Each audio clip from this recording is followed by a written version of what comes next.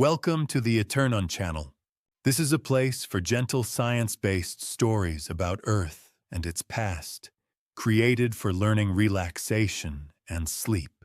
If you find it helpful, please like and subscribe to support the channel. Now take a breath and begin. In wide sky, surveys the first sign of a new small body does not arrive as an announcement, but as a faint point that refuses to match the stillness of the background. A telescope returns repeated images of the same patch of sky, taken minutes apart, then again on later nights. In each image, the stars hold their geometry with near-perfect patience, while certain points shift by a small, consistent amount. The discovery process begins with that difference. Software compares images, subtracts what remains fixed, and flags what changes. Most flags are discarded quickly. Some are cosmic rays that strike a detector and leave a single bright pixel. Some are satellites that cut thin lines across the field. Some are known asteroids whose positions are already predicted. The remaining candidates are tested by repetition because a discovery is not a single measurement, but a pattern that persists across time. The point that becomes 3-Eye Atlas enters the record through this discipline. Its presence is defined first by coordinates and timestamps, not by interpretation. Each detection is an estimate of where the object lies on the sky at a specific moment tied to the observatory's clock. The clock matters because the object is not simply located, it is located at a time, and its motion is inferred from how that location changes.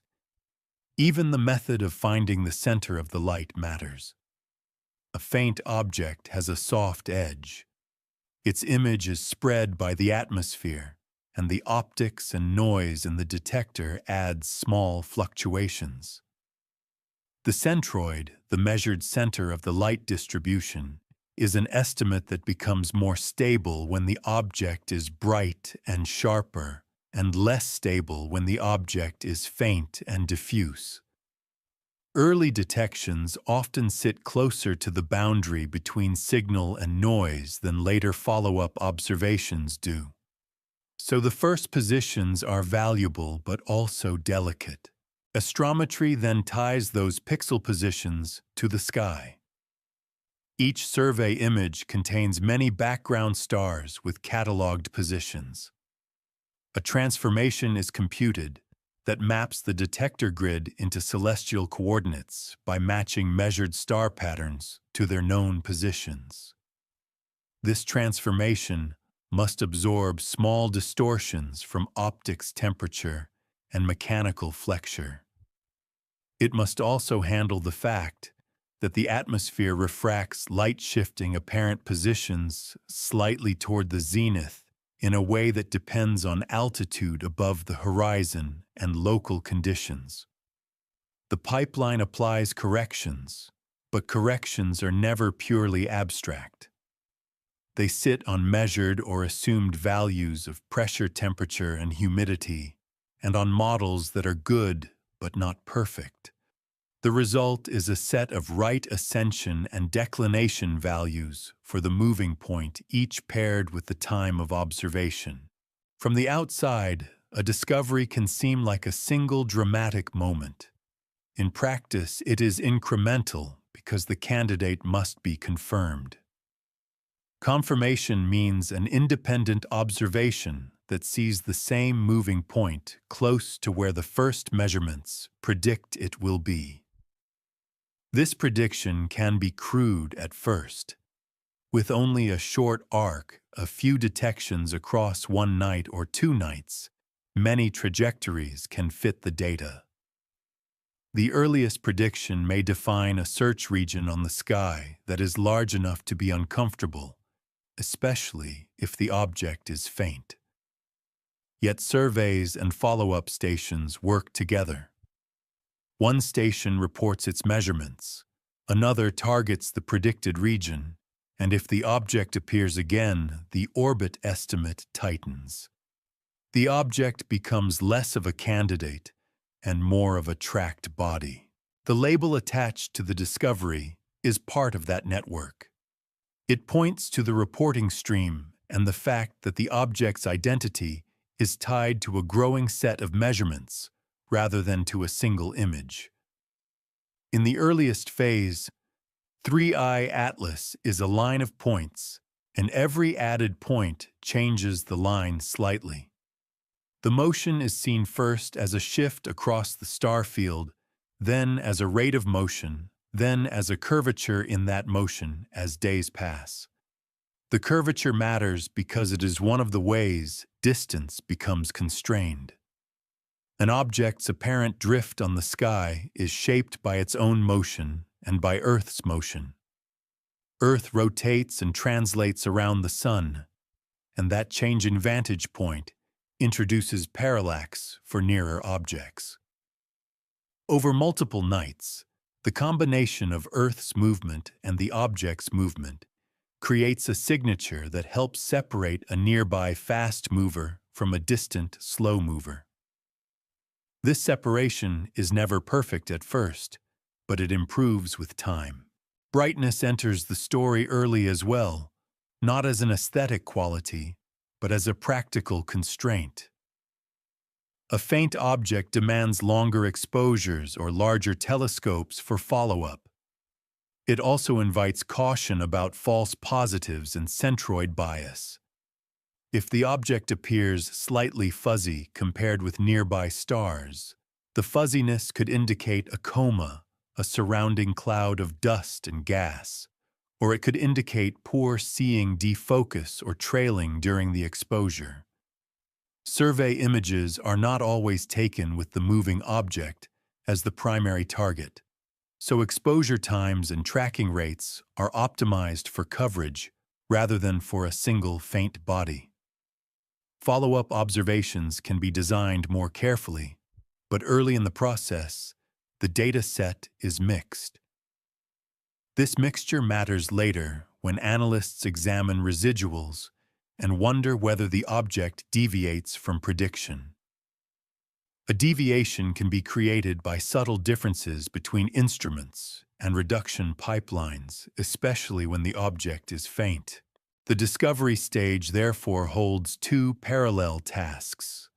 One is to prove the object is real and keep it in hand. The other is to build a trustworthy measurement foundation that will not create illusions later. Observers record not only the positions, but also the circumstances, which telescope, which filter what air mass, what exposure time, what apparent motion rate. These details are not decoration. They allow later analysts to check whether a subset of data carries a consistent bias. If a dramatic claim emerges later, it can be tested against whether the earliest data come from a regime where systematic errors are more likely. In this outermost region, the tidal language that suggests weighting is not part of the measurement. The sky survey does not see weighting. It sees detectability. An object is detected when it is bright enough against the background, when it is in a surveyed area, and when its motion signature passes selection thresholds. An object can be present and still go unnoticed if it is too faint, if it lies in a crowded star field, if it sits too close to the sun in the sky, or if its apparent motion is too slow to be flagged. The discovery moment, therefore, is not the object's arrival into existence.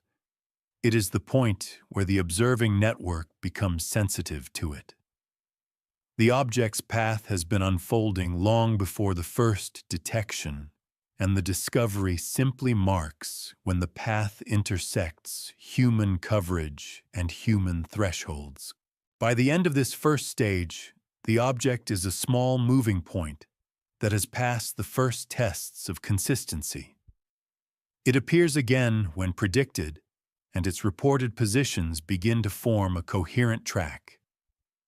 The arc is still short, and uncertainty is still wide, but the object is now anchored to a shared measurement record. This record is the only safe beginning. It contains no intention and no metaphor, only a quiet accumulation of coordinates and times that will later support more detailed questions about whether the motion fits a gravitational baseline, whether residuals persist, and whether any additional forces must be considered. For now, the object is simply there, measured carefully, and held by continued observation so that the next inward steps can be taken on solid ground rather than on an early impression. From the first detections onward, the object exists for observers as a sequence of directions on the sky. Each measurement is an angle, not a distance. Right ascension and declination describe where the object appears on the celestial sphere at a specific moment.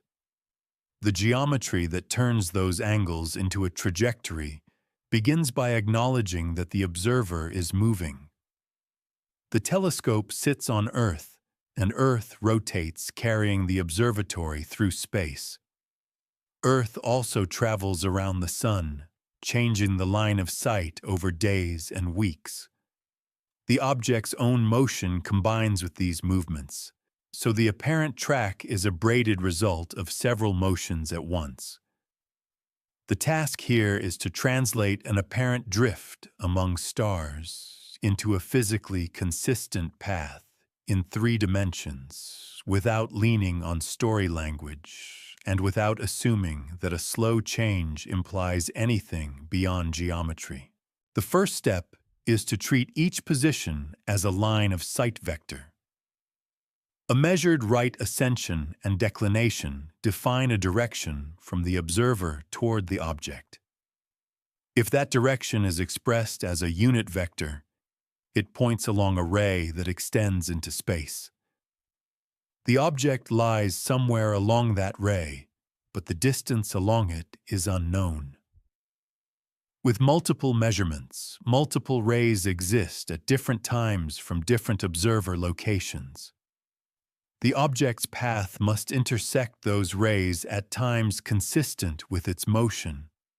Early on, with a short arc, many 3-dimensional paths can satisfy that requirement within measurement uncertainties. This is why orbit determination is iterative and why uncertainty is not a side note. It is central. The geometry does not yield a unique answer until the observing arc becomes long enough and the viewing geometry diverse enough. Parallax is one of the main geometric levers. Parallax is the apparent shift in position of a nearby object when viewed from different locations. Earth's size provides a baseline across a night as the observatory rotates around Earth's axis.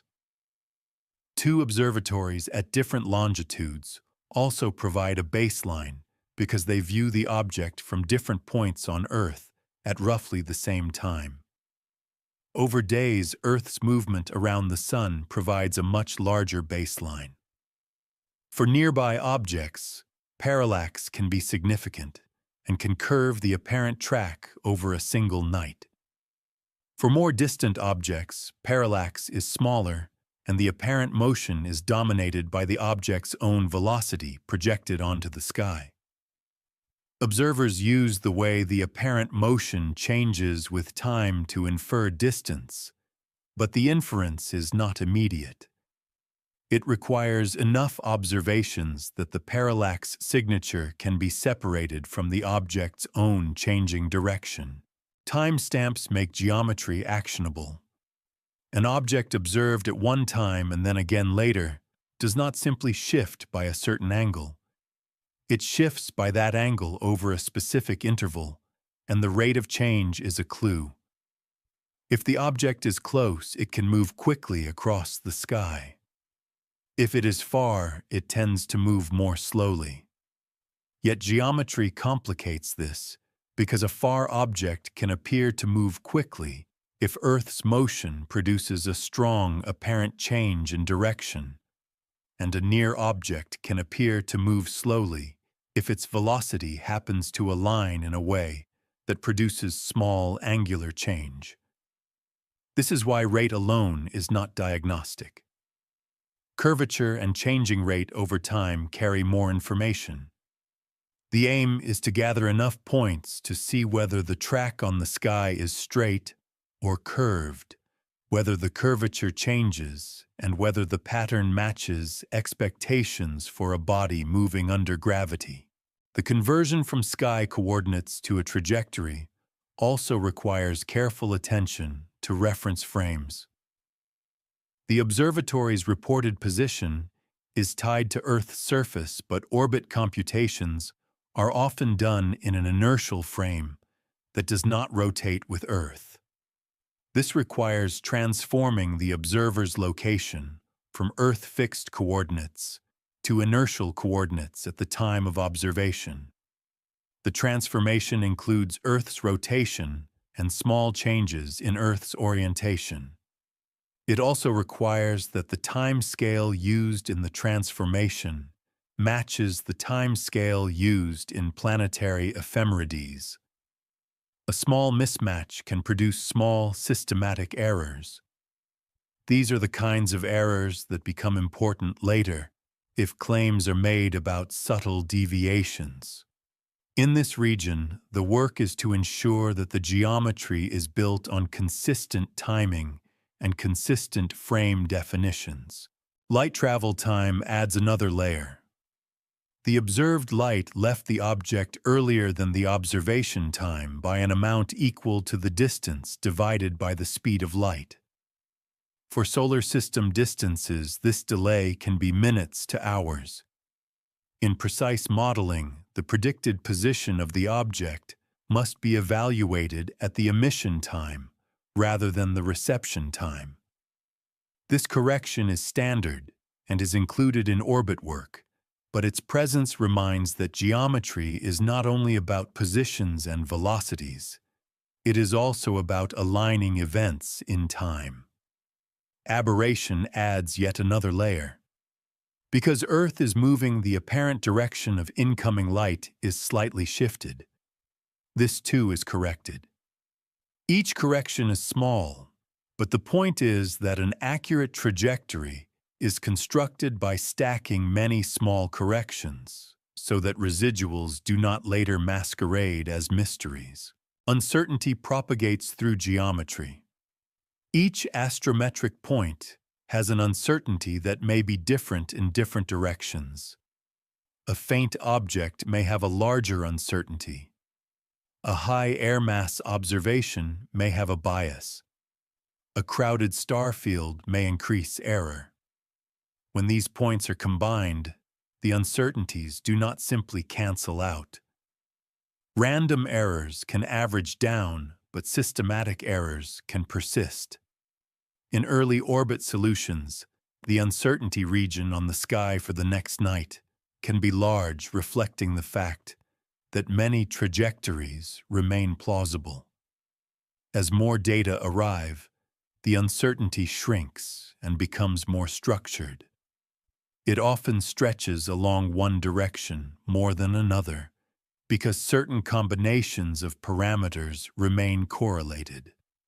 These correlations are not mistakes. They are the mathematical expression of what the data cannot yet separate. The phrase "waiting in a physical translation" can refer to a geometry where apparent motion is slow, where the object remains in a certain part of the sky for a long time, or where the line of sight changes only gradually. Such conditions can arise naturally. If an object is far away, its angular speed may be small. If its motion is aligned such that it remains near a particular elongation from the Sun, it may be observable in a similar region across many nights. If the object's orbit and Earth's orbit produce a geometry where relative motion is low, the object can appear to linger. None of this implies intention. It implies the relative velocity vector projected onto the sky is small and changes slowly. The geometry can create the impression of residence. It can also create challenges for orbit fitting, because slow motion yields less information per unit time about distance and curvature. In addition, survey coverage introduces another kind of apparent weighting. A survey observes certain regions more often than others. Regions near the ecliptic, the plane of the planets, are often heavily monitored because many small bodies lie there. Regions near the sun and the sky are hard to observe. Regions near the Milky Way can be crowded and difficult. An object can be present, but not detected, until it enters a region of high coverage under favorable observing conditions. That delay can look like waiting if interpreted loosely. In geometry, it is simply a change in detectability. The object's position relative to survey cadence, sky brightness, and background density changes until it crosses a threshold where it can be reliably flagged. As the geometric picture strengthens, the object's apparent motion is no longer just a drift on a detector. It becomes a set of line-of-sight vectors that are consistent with a three-dimensional path under gravity within uncertainties. The object can be predicted to appear in a specific region on a specific night. Recovery confirms the geometry. Failure to recover can indicate that the orbit is still uncertain, that the object is fainter than expected, or that some assumption is wrong. Each outcome feeds back into the geometric model. The goal is to reach a state where the object's sky position is predicted with narrow uncertainty, because only then do later claims about deviations become meaningful. A trajectory is not altered by rhetoric. It is altered in the physical sense only if measured positions depart from predictions in a way that survives uncertainty and survives the full stack of geometric corrections. In this region, the careful conversion from angles to a path lays the groundwork for that later test, while keeping the interpretation anchored in what geometry allows and what it does not. As the observation arc extends beyond the first nights, the data becomes suitable for an early orbit solution that is more than a rough guide, yet still far from final.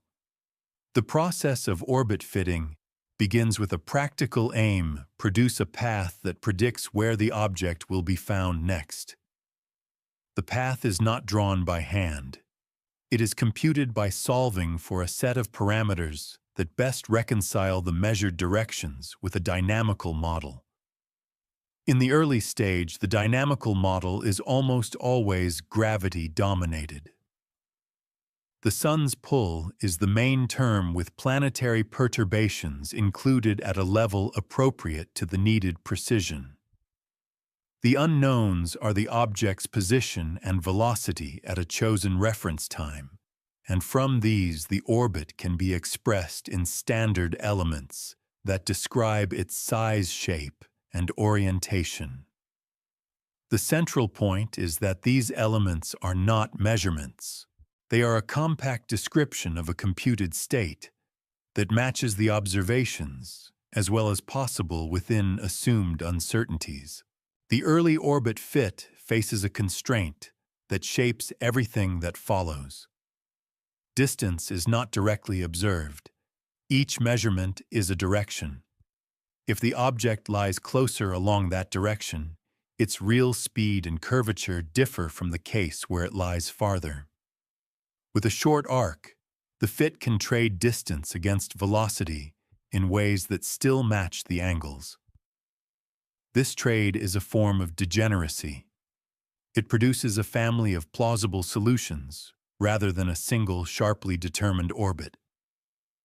In practice, the fitting algorithm searches for the solution that minimizes residuals, the differences between predicted and observed directions. Because the relationship between orbital parameters and observed angles is nonlinear, the algorithm iterates.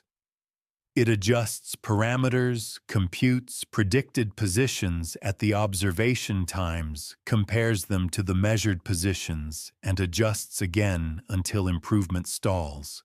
A best fit is meaningful only when paired with an uncertainty description. That uncertainty is often represented by a covariance that encodes how uncertain each parameter is and how those uncertainties are correlated. In the early phase, correlations can be strong. A slight shift in distance can be compensated by a slight shift in velocity, and both shifts can be linked to small changes in the orbit's orientation. When the covariance is propagated forward, it becomes an uncertainty region on the sky for future dates. That region tells observers where to search. It also tells analysts how much confidence they should place in any apparent deviation. If the uncertainty region is large, a large change in predicted positions after adding new data is expected. Such changes are informational rather than physical. They reflect a narrowing of the family of plausible orbits. The quality of the early fit also depends on the data weights assigned. Not all astrometric points are equal. A bright, sharp detection under good seeing can yield a precise position. A faint detection near the noise floor can be less precise and can also be biased by noise. Observations taken at high air mass can carry refraction-related biases. Observations taken when the object is trailed can carry centroid biases depending on how the trail is modeled. The fitting process often assigns weights that reflect expected precision. If the weights are wrong, the fit can be pulled toward less reliable points. A robust analysis inspects residuals by observatory and by time. If one observatory's data show a consistent offset, that may indicate a systematic bias, and its weight may need adjustment. The aim is not to make the fit look pleasing. It is to reflect realistic uncertainties so that later conclusions are not built on underestimated error. In the early phase, orbit solutions can change in ways that sound dramatic if described loosely. A new night of data can shift the predicted perihelion distance, alter the implied orbital period, or change whether the orbit appears bound or nearly unbound.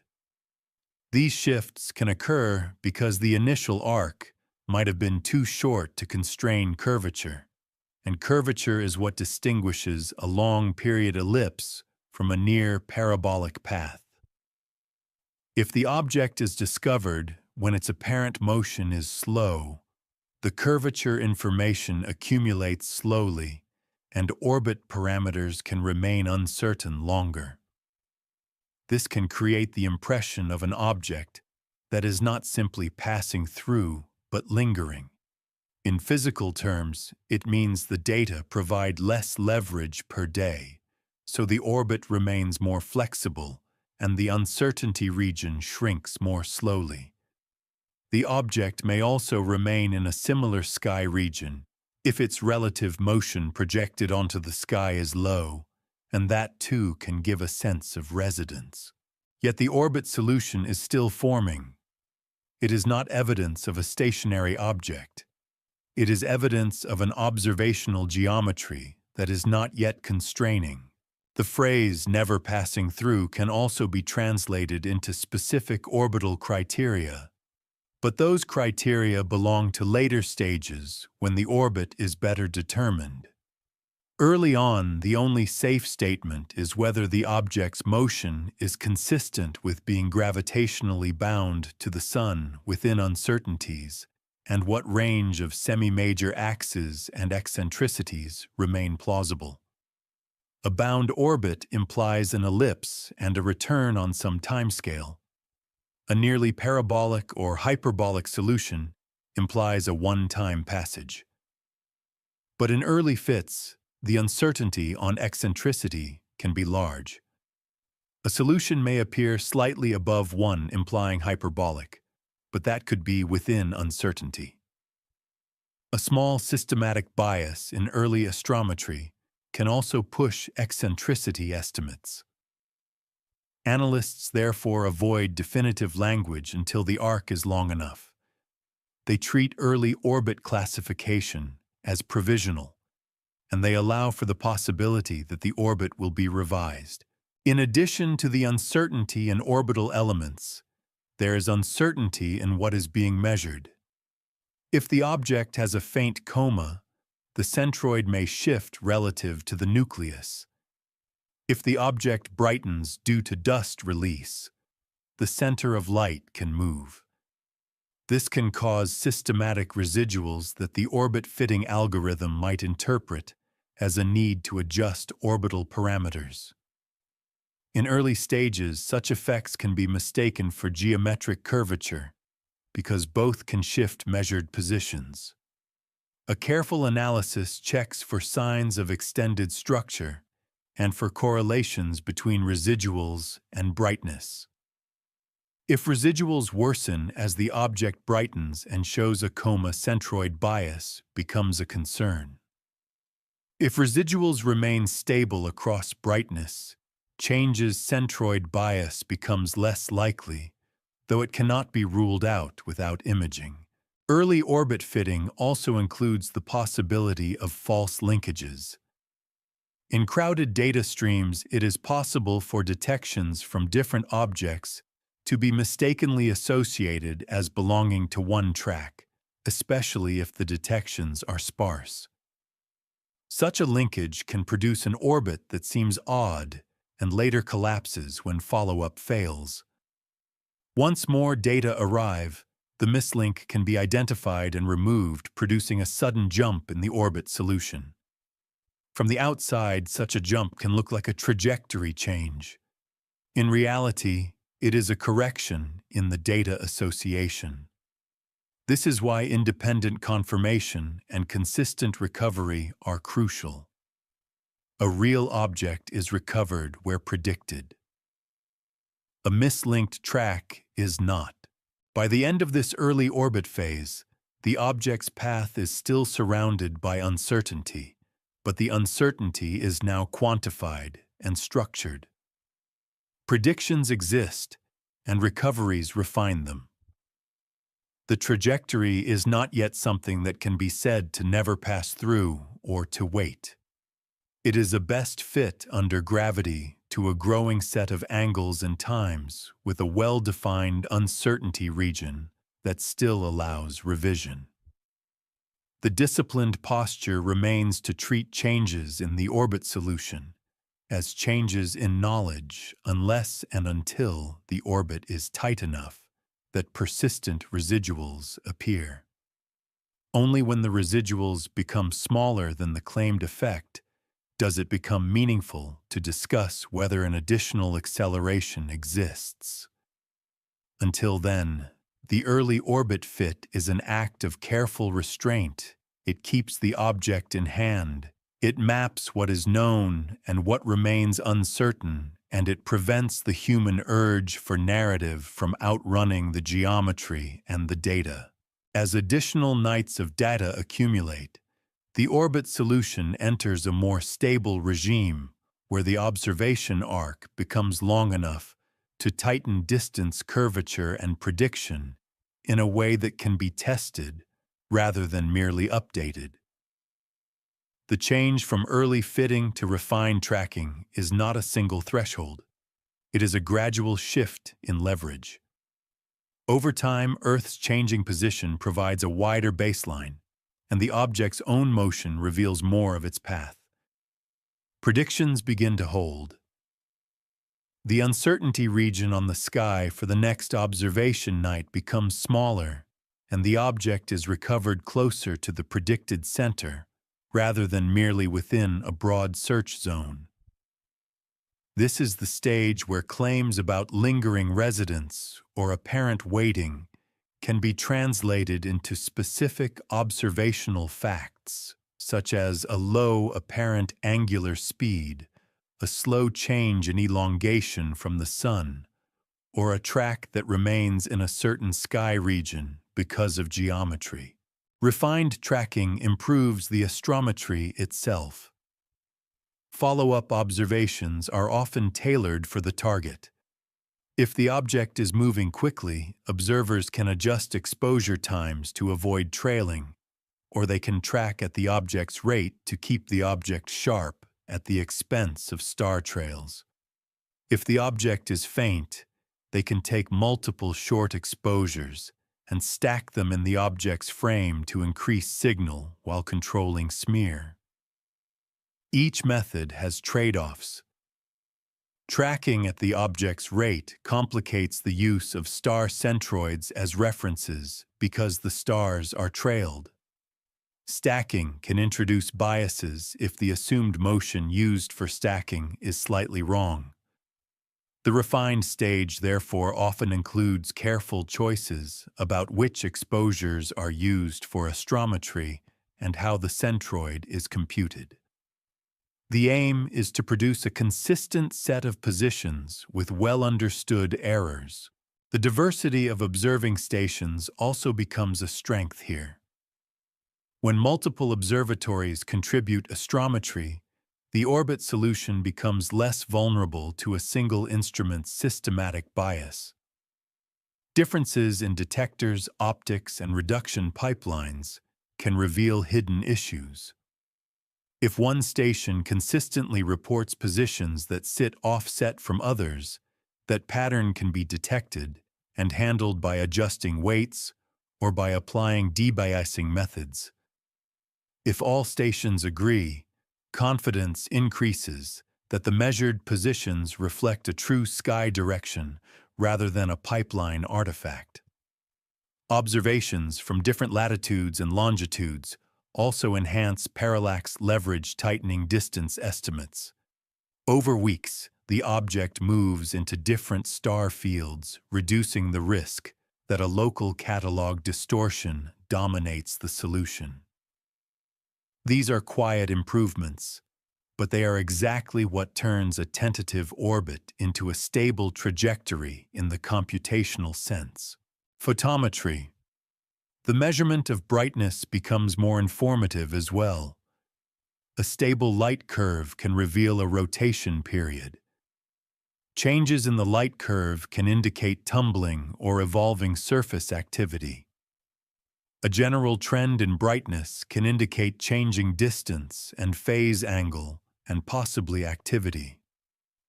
In refined tracking, analysts compare photometric behavior with astrometric residuals. If the object brightens and residuals increase or shift in a consistent direction, it suggests that the center of light may be changing, perhaps due to coma development or tail asymmetry. If the object's appearance remains point-like and brightness changes follow geometric expectations, centroid bias becomes less likely. This cross-check helps decide whether the astrometry traces the nucleus reliably. At this stage, the orbit model itself is often refined. Planetary perturbations are handled with precise ephemerides. Light time and aberration corrections are applied consistently. If the desired precision is high relativistic corrections for light propagation and gravitational dynamics near the Sun are included. These corrections are small, but their inclusion ensures that any remaining residuals are not the result of omitted standard terms. The refined model thus becomes a baseline against which deviations can be judged. Without such a baseline, the later claim that an object does not pass through cannot be anchored. With it, the orbit can be projected reliably enough to test whether the object follows the projection. The perception of an object that is waiting can arise in several refined tracking scenarios that are physically ordinary. One is a low relative velocity geometry. If the object's motion projected onto the sky is small, it can appear to drift slowly and remain in a similar area for a long time. Another is a geometry, where the object remains at a relatively stable elongation from the sun, keeping it in the observable night sky without rapidly diving into the sunlit glare. Another is a trajectory that keeps the object at roughly similar distance for a time, such as near aphelion, in an elongated orbit where motion is slow. Yet these interpretations depend on the orbit, and the orbit depends on data. Refined tracking provides the data needed to distinguish among these cases. A key feature of this stage is prediction testing. The orbit solution is used to predict the object's position at times not yet observed. When the object is observed at those times, its measured position can be compared to the prediction. The comparison yields residuals. If residuals behave like random noise at the level expected from measurement errors, the model is adequate. If residuals show a systematic drift, the model is missing something. In refined tracking, the systematic drift becomes harder to dismiss as uncertainty in the orbit, because the orbit is now tight. This is the point where an additional acceleration term may be considered, but the decision is not automatic. First, analysts check whether the drift is associated with particular observing conditions, such as high air mass or particular instruments. They check for catalog-related effects by examining whether residuals change with sky region. They check whether residuals correlate with brightness or with morphological changes. The refined stage is as much about rejecting artifacts as it is about detecting forces. Another practical aspect is that refined tracking can reveal whether earlier data points were biased. When the orbit becomes tight, earlier points can be re-evaluated. If early survey detections consistently sit offset in a particular direction relative to the refined orbit, it may indicate a systematic bias in early measurements, perhaps due to lower signal-to-noise or due to a reduction pipeline assumption. Analysts may then downweight those early points or apply corrections. This can produce a small shift in the orbit, but the shift is a correction of the data's influence, not a physical change. It also highlights why early dramatic interpretations are risky. What looks like a change in the object's behavior can simply be a change in the weight assigned to noisy early points. By the end of this refined tracking stage, the object's trajectory in the operational sense becomes something that can be trusted to guide telescopes night after night. The orbit does not cease to be updated, but updates become incremental. The uncertainty region shrinks. The object is recovered reliably. Residuals become the main diagnostic rather than orbital element swings. If the object appears to linger, that lingering can be measured as a slow change in its sky coordinates and as a slow change in its geometric relationship to Earth and Sun, rather than as a narrative claim. If the object's motion shows persistent offsets from prediction, those offsets can be quantified and tested for cause. The refined stage thus completes the transition from discovery and provisional orbit fitting to a stable predictive framework, within which any claim that the object is not passing through can be evaluated as a measurable statement about whether its motion is consistent with gravity alone, or whether additional forces or biases must be considered. The phrase "never passing through" sounds decisive, but in careful work, it can only be understood by translating it into measurable criteria. Passing through in an orbital sense usually refers to an object that arrives from far away, crosses the inner region of the solar system, and then departs on a path that will not return on a human timescale, or perhaps not return at all if the orbit is unbound. Never passing through could therefore mean that the orbit is bound, and that the object is expected to return, implying an ellipse rather than a one-time flyby. It could also mean something subtler, that within the window of observation, the object's motion is slow enough, or the geometry is such that it spends an unusually long time in a region where surveys can keep seeing it, creating the impression of residence. It could mean that the orbit, when refined, places the object not on a sweeping crossing track, but on a path with a long dwell near a turning point, such as aphelion, where orbital speed is naturally low. Each of these interpretations is ordinary physics, but they require different evidence, and the evidence must come from the orbit solution and its uncertainties rather than from the emotional weight of the phrase. A first measurable criterion concerns orbital binding.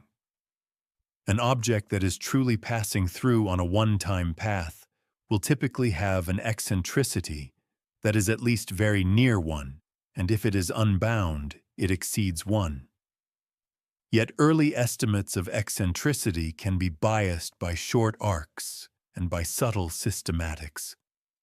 A refined orbit that includes many observations across a broad baseline can determine eccentricity with enough precision to distinguish bound from unbound in many cases. If the orbit remains consistent with a bound ellipse within uncertainty, then never passing through can be translated to a simple statement: the object is gravitationally bound to the Sun and will return on some period. If the period is extremely long, it may still be effectively one time in practice, but the binding remains a physical distinction. If the orbit is confidently hyperbolic beyond uncertainties, then the object is passing through in the strict sense, and the phrase would be incompatible with the measurements. This first criterion therefore depends on whether the refined solution decisively classifies the orbit. A second criterion concerns residence time in the observable region. Even a passing object can appear to linger if its apparent motion is slow and if it remains in night sky regions that are well covered by surveys. Apparent motion is an angular speed on the sky, and it depends on distance and relative velocity. If the object is distant, its parallax is small, and its apparent motion can be slow. If its velocity relative to Earth projected onto the sky is small, it can drift gradually and remain in similar star fields for many nights. Residence in this sense is a statement about observing geometry. It can be quantified by tracking how quickly right ascension and declination change per day, and how those rates evolve. It can also be quantified by how long the object remains at a safe elongation from the Sun, meaning far enough from the Sun's glare to be observed at night. An object that spends many weeks in such conditions will feel present, but the presence is simply the result of relative motion and visibility windows. A third criterion concerns the object's motion relative to the Sun at the scale of its orbit segment. In orbital mechanics, speed is not constant. An object moves faster near perihelion and slower near aphelion. If the observed interval happens to coincide with a portion of the orbit where radial distance changes slowly, then the object's geometry and brightness may change slowly as well. This can look like weighting. It can be quantified by the rate of change of heliocentric distance over time in the orbit solution. A small rate indicates a near turning region or a geometry where motion is largely transverse rather than radial. If the object is near aphelion, the slow speed is expected.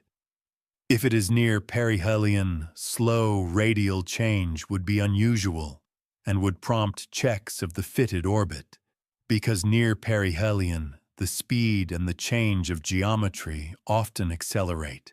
A fourth criterion concerns whether the object's trajectory is stable in prediction. An object that is passing through but is well modeled by gravity will still follow predictions closely once the orbit is constrained. The predictions will change only slightly as new data arrive. In this case, the object is not doing anything exceptional. It is simply on a path. By contrast, if repeated predictions systematically miss in the same direction beyond realistic uncertainties, then an additional acceleration may be present, or a measurement bias may persist. That is not the same as never passing through, but it is sometimes conflated with it. A persistent residual drift can create the impression that the object is resisting the expected path, that it is not simply passing along a computed curve. The measurable version of that impression is a residual pattern, an offset between observed and predicted positions that accumulates over time under a gravity-only model. This is where language must stay clean. A changing orbit solution is not evidence that the object changes its path. It is evidence that knowledge changes. A persistent residual pattern after the orbit is tight is evidence that the model is missing something, or that the data carry a bias. The measurable question becomes whether a gravity-only model built with complete planetary perturbations and correct geometric corrections can fit the observations within uncertainties. If it cannot, the next measurable question is whether adding a non-gravitational term reduces residuals and improves forward prediction. If it does, then the object's motion includes an additional acceleration that can be parameterized. That acceleration may be due to outgassing radiation pressure, thermal recoil, or centroid bias. None of these mechanisms implies weighting. They imply that the object is not a perfect test mass, or that the measurements do not perfectly trace the center of mass. The phrase "never passing through" can also be misused to imply that the object has no net progression, as if it is stationary in space. In orbital terms, stationarity is not a typical property of small bodies relative to the Sun. Even objects near a stable gravitational configuration still move. There are special regions, such as certain co-orbital configurations, where objects can share an orbit with a planet and appear to linger near certain points relative to that planet. Yet for a newly found object with an uncertain orbit, such interpretations require strong evidence. The measurable test would be whether the object's orbit is near resonant or co-orbital relationships, and whether its relative motion to a planet remains bounded in a way consistent with such dynamics. Establishing that requires an accurately determined orbit and a dynamical analysis over time, because resonance and co-orbital behavior are properties of long-term motion, not just a short observational arc. Without that, the safest translation of lingering remains simple geometry and visibility. In addition, the observing network itself can create the illusion of residence. Once an object is designated and tracked, it is deliberately observed more often than random sky points. The data set becomes dense. This can make the object feel continuously present in reports and updates, even if its motion is ordinary. The measurable counterpart is cadence, how often it is observed, and by whom. A dense cadence is an observing choice, not an orbital property. Therefore, any statement that the object is not passing through must avoid confusing attention with dynamics. The orbit decides dynamics, and the orbit is inferred from measurements, not from how often those measurements are discussed. By the end of this region, never passing through becomes a set of specific questions that can be answered with data. Is the orbit bound or unbound, and with what confidence? How slow is the apparent motion, and is that slowness due to distance relative velocity or geometry near a turning point? How long does the object remain at observable elongations and in survey-covered sky regions? Do residuals under a gravity-only model remain random, or do they drift systematically? If a drift exists, does it correlate with activity indicators or with observing conditions? These questions do not add drama, they remove it. They turn a suggestive phrase into a small number of testable statements. With those statements in hand, the next inward step can establish the gravitational baseline in a fully specified way, and then examine whether any persistent offsets remain that might require non-gravitational forces or a refined understanding of what the astrometry is truly measuring. A claim that an object is not passing through must be anchored to a gravitational baseline, because gravity provides the most reliable and least flexible prediction for how a small body should move when no other forces are significant. The baseline begins with a chosen reference time at which the object has a position and velocity in an inertial frame. From that state, the object's path is integrated forward and backward under the gravitational influence of the Sun and the planets. The integration is not a vague idea. It is a stepwise calculation that repeatedly evaluates gravitational accelerations based on changing distances and updates the object's position and velocity accordingly. The result is a predicted trajectory in space that can be converted into predicted sky positions as seen from Earth at each observation time. The Sun dominates the gravitational field for most small bodies, but the planets matter because their tugs can shift a predicted position by an amount that becomes measurable when astrometry is precise. A comprehensive baseline therefore uses precise planetary ephemerides, meaning well-tested tables or models that provide the positions and velocities of planets across time. These ephemerides are built from decades of tracking data, and their role here is to ensure that the model reflects where the planets actually are when they tug on the object. The object's motion is then computed under the combined acceleration from the Sun and planets. The gravitational terms vary smoothly with distance, and if the object passes near a planet, the gravitational influence can produce a stronger deflection. Such deflections are not anomalies. They are the predictable consequences of close approaches. The baseline's purpose is to include them so that what remains is not mistaken for something else. A correct baseline also accounts for how observations are made. Observations are taken from Earth's surface, not from Earth's center, and Earth is moving.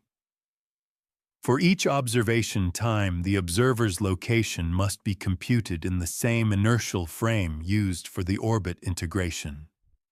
This requires transforming from Earth-fixed coordinates to inertial coordinates using Earth rotation and orientation parameters. It also requires accurate time standards. A small timing error can translate into a small error in observer position and in the predicted line of sight. In high-precision work, these details matter because they can produce systematic residuals that look like a real dynamical effect. The baseline, therefore, is as much about reference frames and timing as it is about gravity. Once the object's predicted position in space is available for an observation time, it must be turned into a predicted direction on the sky. This conversion includes light travel time. Light takes time to travel from the object to Earth. The predicted direction at observation time must therefore correspond to the object's position at the time the light left it, not at the time the light arrives. This correction is computed by iterating because the light travel time depends on distance, which depends on the object's position. The baseline also includes aberration, the apparent shift in direction due to Earth's motion. For the level of precision required to discuss subtle residual patterns, these corrections are standard.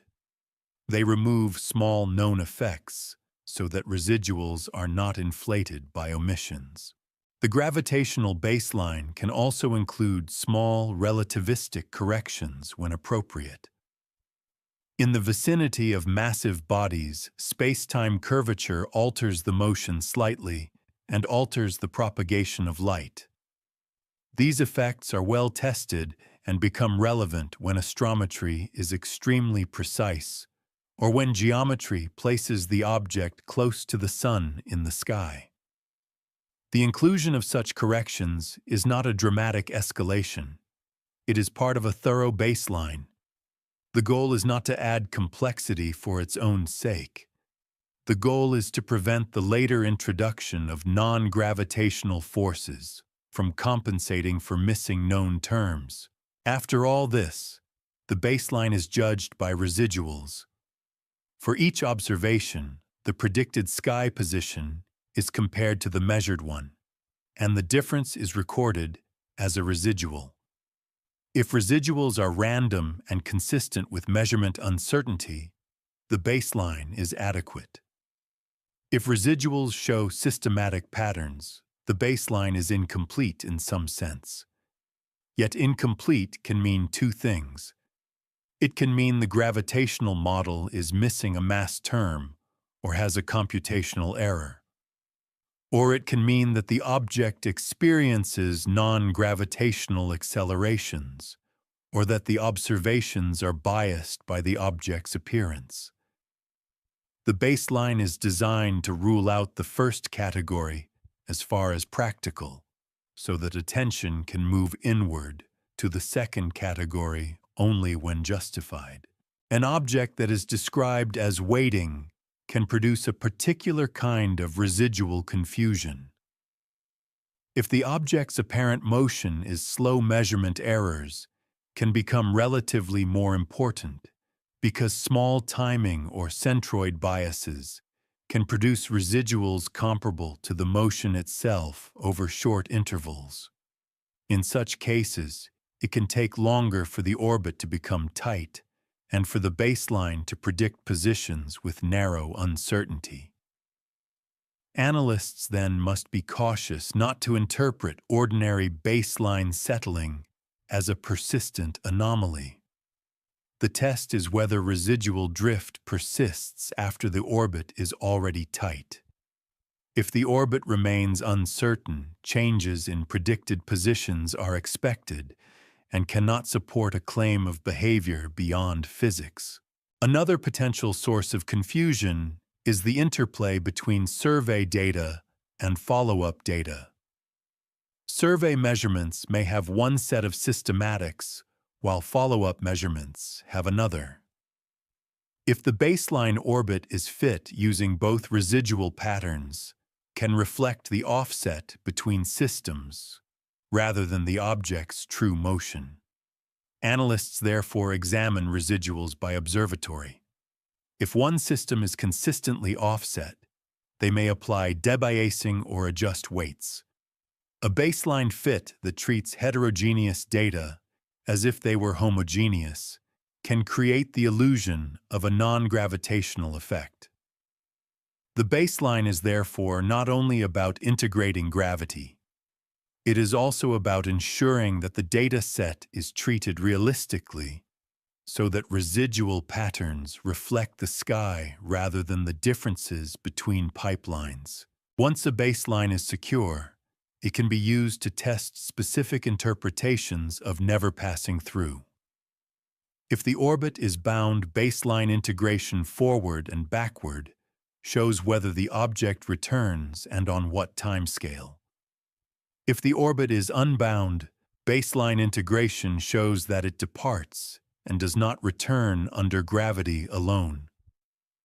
If the object appears to linger in a region, the baseline reveals whether it is near a turning point or whether the lingering is observational tied to Earth relative geometry. The baseline can compute the object's heliocentric distance over time, its rate of change, and its predicted sky path. These are measurable outputs that can replace ambiguous language. Crucially, the baseline also sets the stage for evaluating whether an additional acceleration exists. If residuals drift in a consistent direction over time, analysts can estimate what small acceleration would be needed to reduce that drift. They can test whether adding such an acceleration improves fit and prediction. But they only do this after the baseline is as clean as practical. Otherwise, the added acceleration might simply be compensating for an omitted correction or a catalog bias. The baseline is therefore a gatekeeper. It separates the ordinary complexity of precise orbit prediction from the possibility that the object is experiencing small forces beyond gravity, or that the measured positions are influenced by evolving light distribution. In this region, the discipline is to treat gravity as the reference language of motion and to treat departures from gravitational prediction as quantitative differences that must be explained either by improved modeling, improved measurement, or additional forces. The phrase never passing through then becomes measurable as orbital binding and residence time in certain geometries, while the phrase waiting becomes measurable as low relative velocity or slow change in heliocentric distance. If the baseline shows ordinary motion consistent with gravity and uncertainties, then the phrase is an interpretive flourish. If the baseline shows persistent residuals beyond uncertainty, then the phrase points not to intention, but to a missing term. And the next inward region is where those residual patterns are examined in detail to see whether they indicate outgassing light pressure, thermal recoil, or an observational bias tied to dust and coma. With a gravitational baseline in place, the question becomes not whether the object feels unusual, but whether the data leave a structured remainder once the baseline is subtracted. That remainder is the residual field, a record of how observed positions differ from predicted positions at each observation time. Residuals are small angles on the sky, but their patterns can be meaningful. The first diagnostic is whether residuals behave like noise. Noise has no memory. It scatters around zero and does not drift systematically with time. When residuals do drift, it suggests either a persistent measurement bias or a missing acceleration in the model. When residuals cluster by observatory, it suggests systematics in that observatory's data. When residuals correlate with geometry such as altitude above the horizon or sky region, it suggests atmospheric or catalog-related biases. This region is where a narrative phrase like waiting is either translated into a residual pattern with measurable structure or dissolves into the ordinary scatter of measurement uncertainty. Residuals are typically examined in two sky directions so that both magnitude and direction are known. A drift might appear predominantly in one direction, which can be informative. If the drift aligns with the object's direction of apparent motion, timing errors or along-track accelerations become candidates. If the drift aligns with the sun object direction projected on the sky, radiation pressure or outgassing becomes candidates. If the drift aligns with the zenith direction for a given observatory, refraction errors become candidates. These alignments are not proofs, but they guide testing. In careful analysis, residuals are plotted as a function of time of phase angle of heliocentric distance of air mass and of observatory. The purpose is to see whether the pattern is stable across contexts, or whether it is tied to a specific subset of conditions. A key distinction is between residuals that diminish as more data are added and residuals that persist or grow.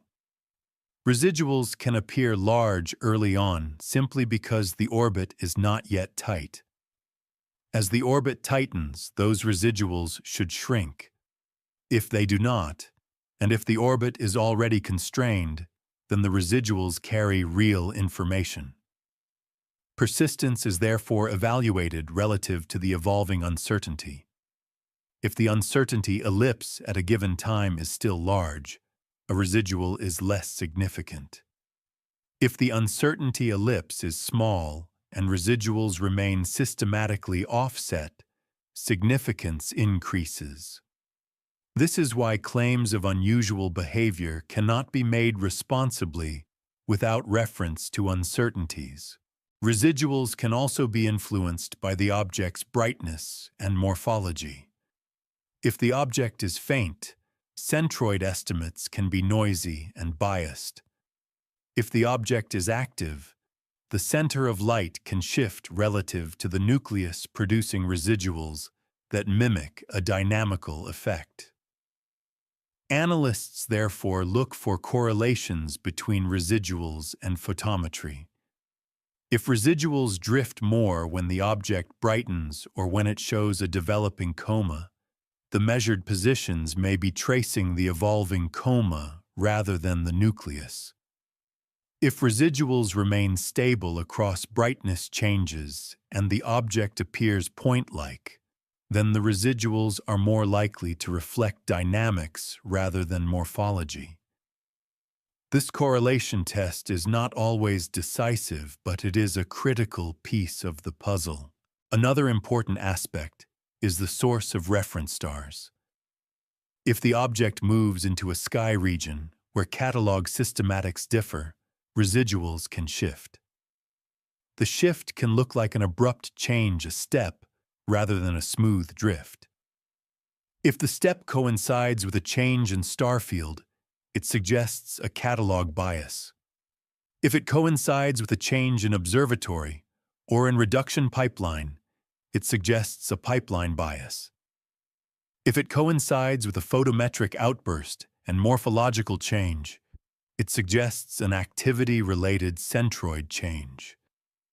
If it coincides with none of these and persists across many observatories, it becomes more likely to reflect a real acceleration. When residuals point toward a missing acceleration, analysts can estimate its direction and magnitude.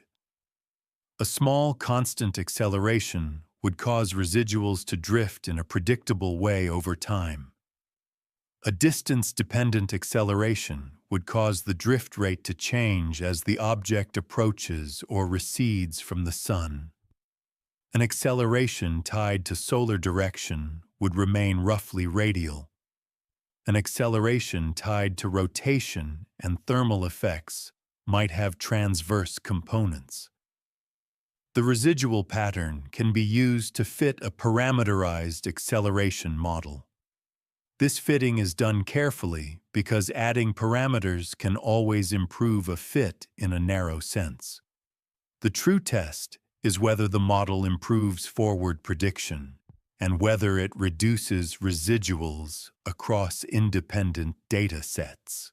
The phrase waiting, if translated into residual behavior, might correspond to an object that remains consistently offset from predicted positions in a way that makes it seem to resist the baseline trajectory, as if it is not simply passing along.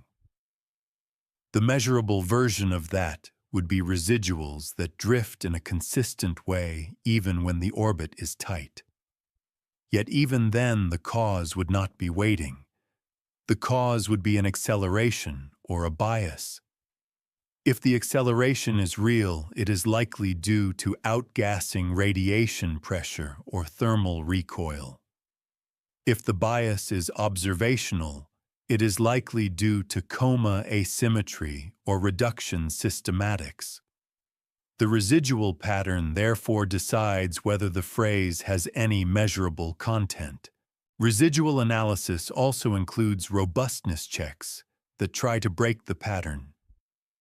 Analysts may refit the orbit using only the highest quality data subset. They may exclude high air mass observations or data from a particular telescope or points taken when the object was near a crowded star field. If the residual pattern persists under these restrictions, it becomes harder to attribute it to a specific observational bias. They may also reduce images using a different star catalog or a different reduction pipeline. If the pattern changes, it points to reduction issues. If it remains, it points back to the object's motion or to a bias common across pipelines, such as a shared catalog systematic. The interpretation of residuals must also respect the cadence of observation. A sudden change in residuals might suggest a sudden change in acceleration or a sudden change in measured centroid. But if the observations are sparse around the suspected change, the apparent suddenness may be an artifact of sampling. In reality, the change could be gradual but unobserved. To resolve this, denser observations are needed, or at least observations targeted, around times when the object is expected to show changes, such as near perihelion, if activity is expected to rise. A careful residual analysis therefore informs observing strategy. It suggests when and how to observe, to discriminate between smooth, distance-dependent forces and episodic events. At the end of this region, the outcome is not a story. It is a classification of residual behavior. Residuals may be consistent with noise, in which case the baseline is adequate, and the impression of waiting is not supported by dynamics. Residuals may cluster by observatory, in which case systematics dominate and the analysis must return to calibration. Residuals may correlate with brightness and morphology, in which case the measurement target is shifting and nucleus-centered astrometry is needed. Or residuals may persist across instruments with a coherent direction and time dependence, in which case an additional acceleration term is warranted, and the next inward step is to examine the observational chain for vulnerabilities that could mimic such a term, and then to test specific non-gravitational mechanisms. Only after this classification can the phrase "never passing through" be discussed with clarity, because the object's motion either follows gravity within uncertainty or it requires additional known forces. In neither case does the data demand intention. It demands a model that matches measured angles and times, and residual analysis is where that demand is expressed most plainly. Before moving inward to physical mechanisms, the residual pattern must be tested against the many ways measurement can create a coherent illusion. The measurement chain begins with photons and ends with catalog-referenced coordinates, and each step can imprint a bias that persists across nights. If the object is faint, these biases can become comparable to the claimed deviation. The first vulnerability is the detector. Each pixel responds slightly differently to light and calibration frames. Correct these differences, but not perfectly. A small flat field error can shift the measured centroid of a faint point, depending on where it lands on the chip. As the object moves across the field of view from night to night, such position-dependent shifts can create a smooth, residual drift that looks like an acceleration. This is especially plausible in wide-field survey cameras, where distortions and illumination gradients can be complex.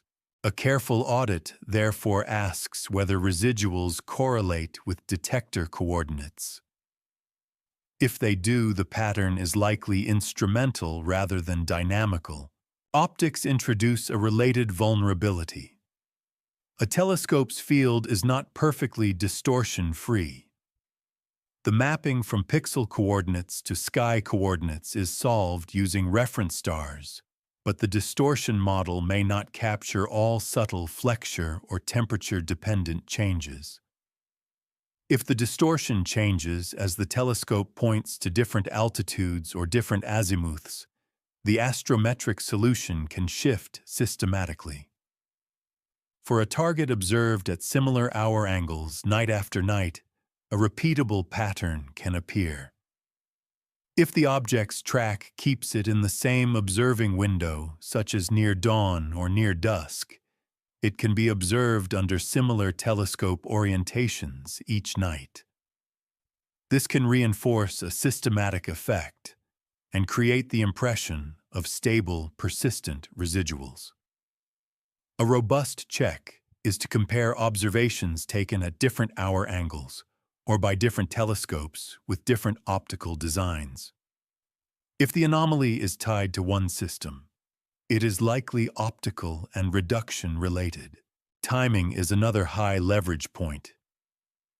The recorded time must represent the effective midpoint of exposure. If the reported time is systematically early or late by even a small fraction, a fast-moving object will appear displaced along its direction of motion. For an object with slow apparent motion, the effect is smaller, but a slow mover is often faint and therefore more vulnerable to centroid biases, so timing can still matter in combination.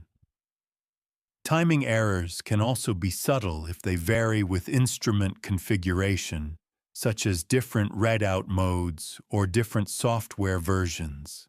Analysts test timing by comparing residual direction to the known apparent motion direction and by checking whether the magnitude of residuals scales with apparent motion rate across different nights. A strong scaling suggests timing rather than acceleration. If multiple observatories contribute and only one shows the scaling, the problem is localized. Atmospheric refraction remains a quiet but persistent source of bias, especially when observations are taken at lower altitudes. Standard refraction corrections assume typical conditions, but pressure and temperature vary. More subtle is differential chromatic refraction, where the atmosphere refracts blue and red light differently. Reference stars have a range of colors, and the moving object may have a different color distribution, especially if it is dusty or has gas emission. At high air mass, a small color-dependent shift can occur between the object's centroid and the reference frame defined by the average of reference stars. If the object is observed repeatedly at similar air mass, the bias can be stable and can look like a persistent residual. A test is to compare residuals from observations taken at different air masses or in different filters. If residual direction and magnitude change with filter or air mass, atmospheric chromatic effects become likely. Reference catalogs can introduce their own stable biases. Catalog star positions are precise but not perfect, and their errors are not always random on small scales. There can be local distortions and small systematic offsets. If the object moves through different regions of the sky, it moves through different catalog error regimes. A step change in residuals can occur when the object enters a region with a different catalog bias.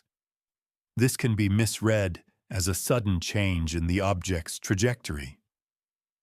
Analysts test this by re-reducing astrometry, using different catalogs when possible, or by comparing the object's residual behavior to that of other objects measured in the same fields.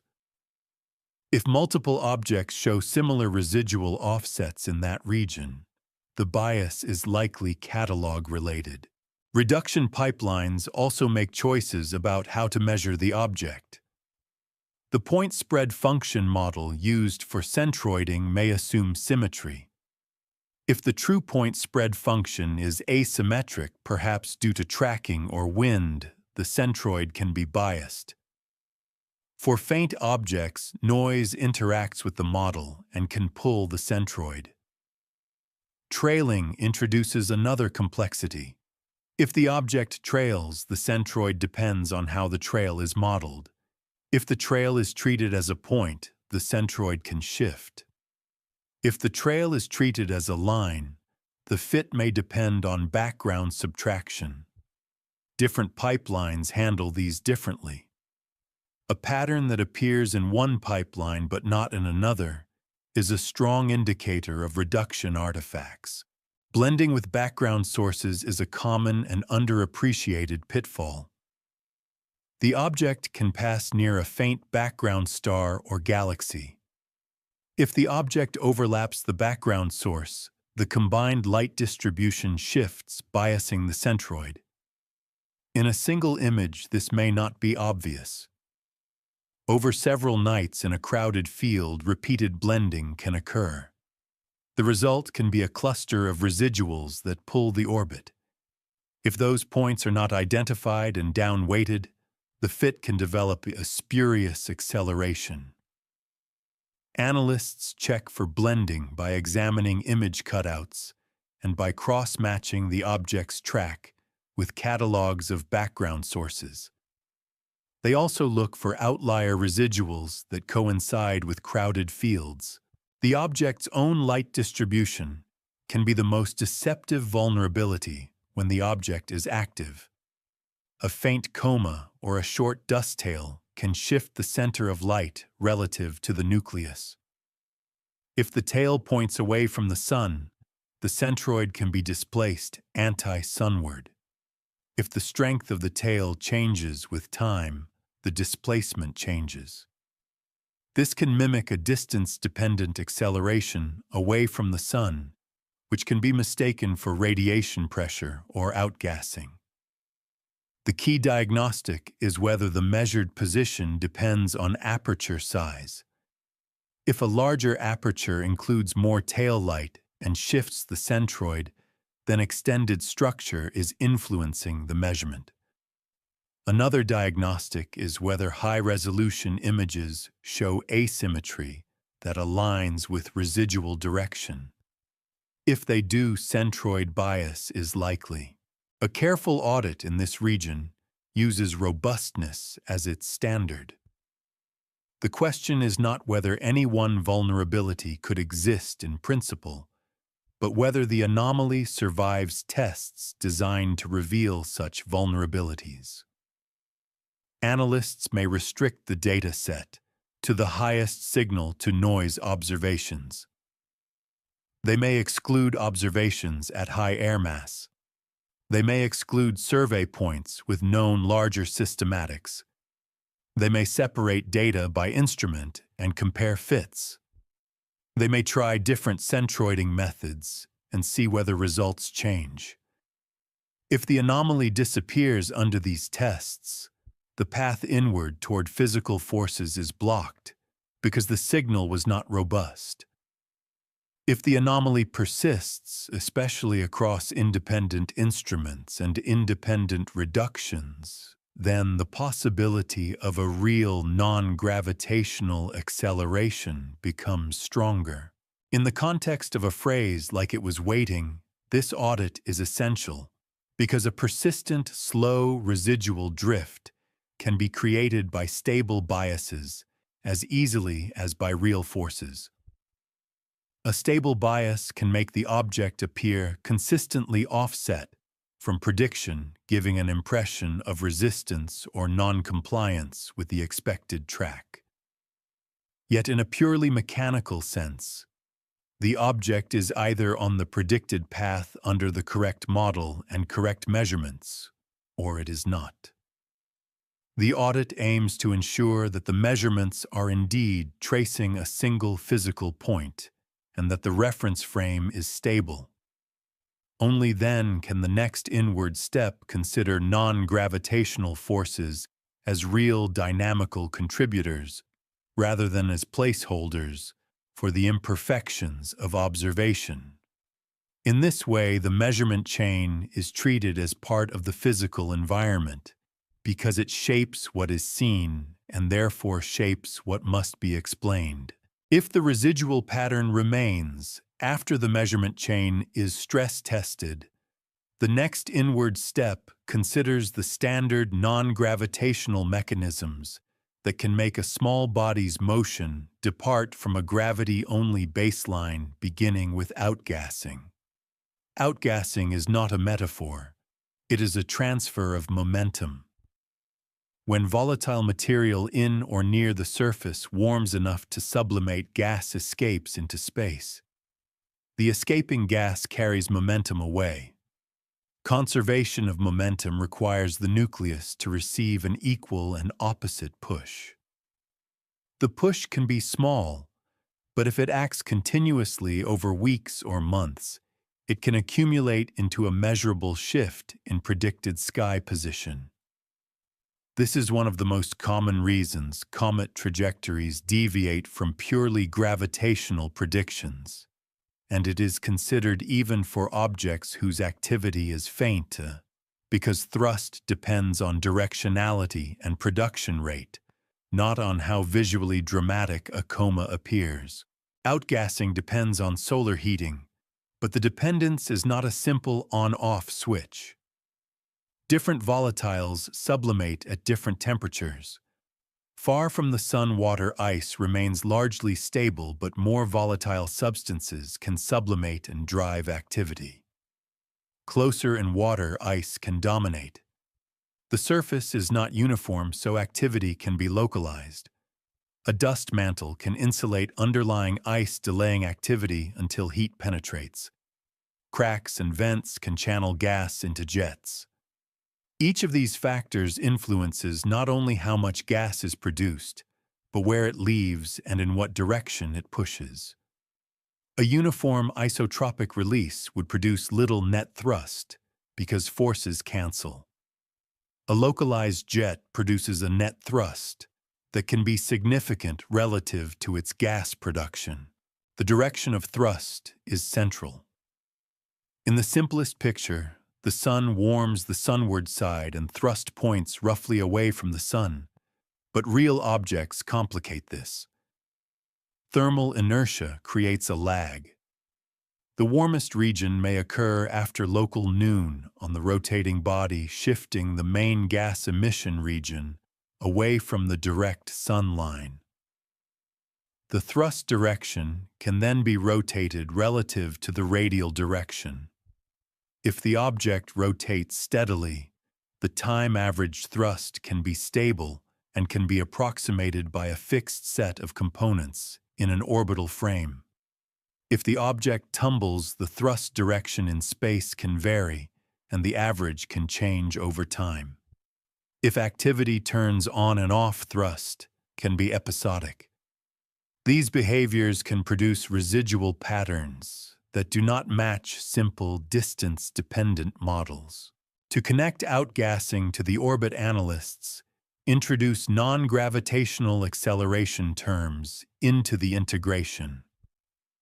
These terms are often expressed in components aligned with directions tied to the orbit, such as toward the Sun along the velocity and perpendicular to the orbital plane.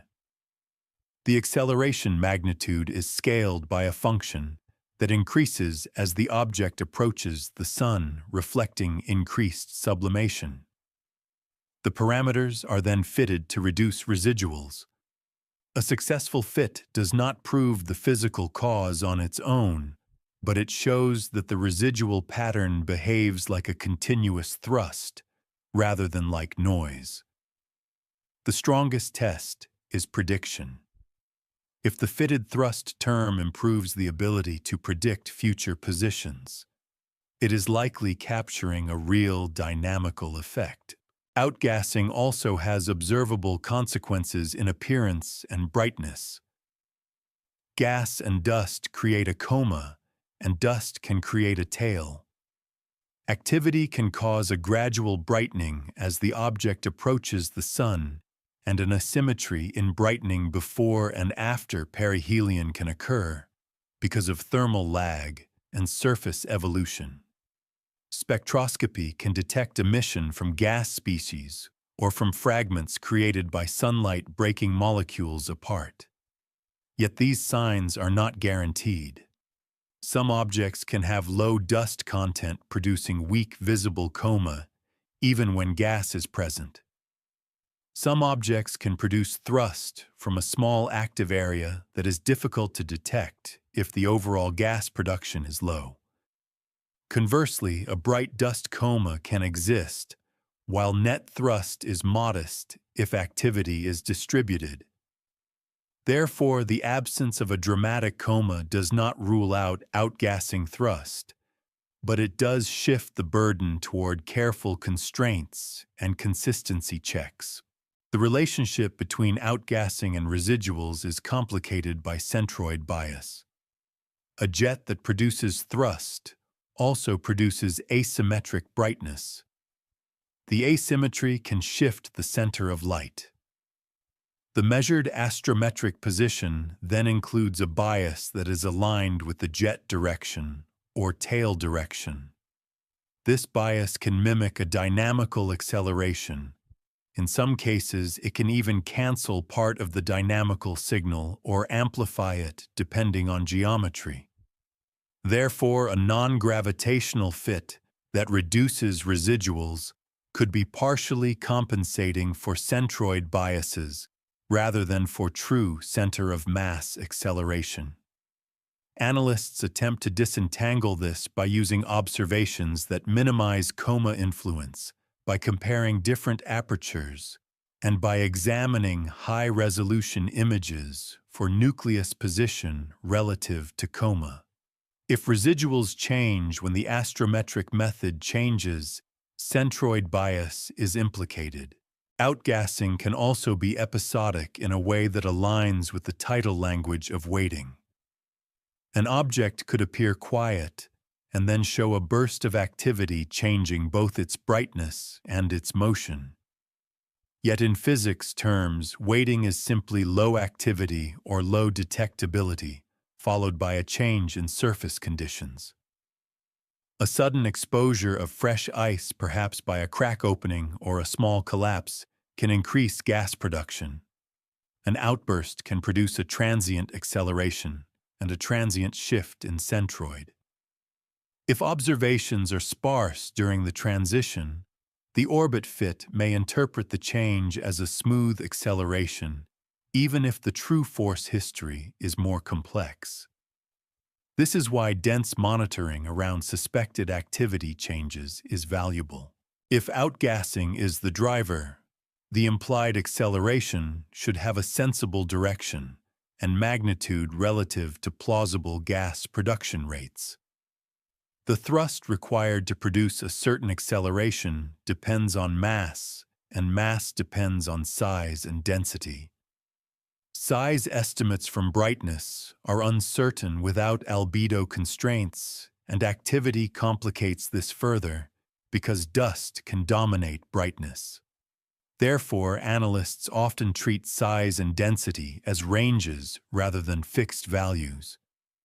They then ask whether plausible combinations yield a gas production rate that is consistent with observational limits from spectroscopy and with the observed brightness and coma. If the required production is far above limits, outgassing becomes less likely as the dominant cause. If it is within limits, it remains plausible. This evaluation does not demand perfect knowledge. It demands consistency. Outgassing models also allow for asymmetry around perihelion. Many comets show stronger activity after perihelion because heat penetrates and peaks later.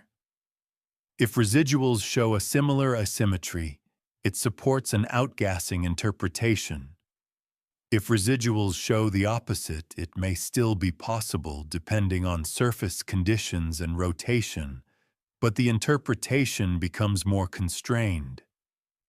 If residuals do not follow solar distance in any clear way, outgassing may still be present but not dominant, or the data may be dominated by other effects. In the context of a claim that the object was never passing through, outgassing thrust does not change whether the object is bound or unbound in a dramatic way over short spans, but it can shift the fitted orbital elements enough to affect classification near the boundary. A small non-gravitational acceleration can bias eccentricity estimates. This is an important point because an object that seems unbound under a gravity-only fit could become consistent with bound motion when non-gravitational terms are included, or vice versa, depending on the direction of thrust and the geometry of observation. This does not mean the object changes its fundamental nature in response to classification. It means the classification depends on the assumed force model.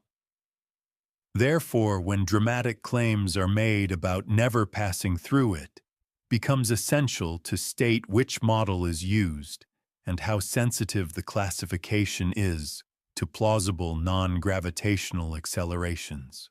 Outgassing thus serves as a grounded candidate mechanism that can produce measured deviations and can influence how the object's larger trajectory is interpreted. It is not an exotic explanation. It is part of the known behavior of small bodies.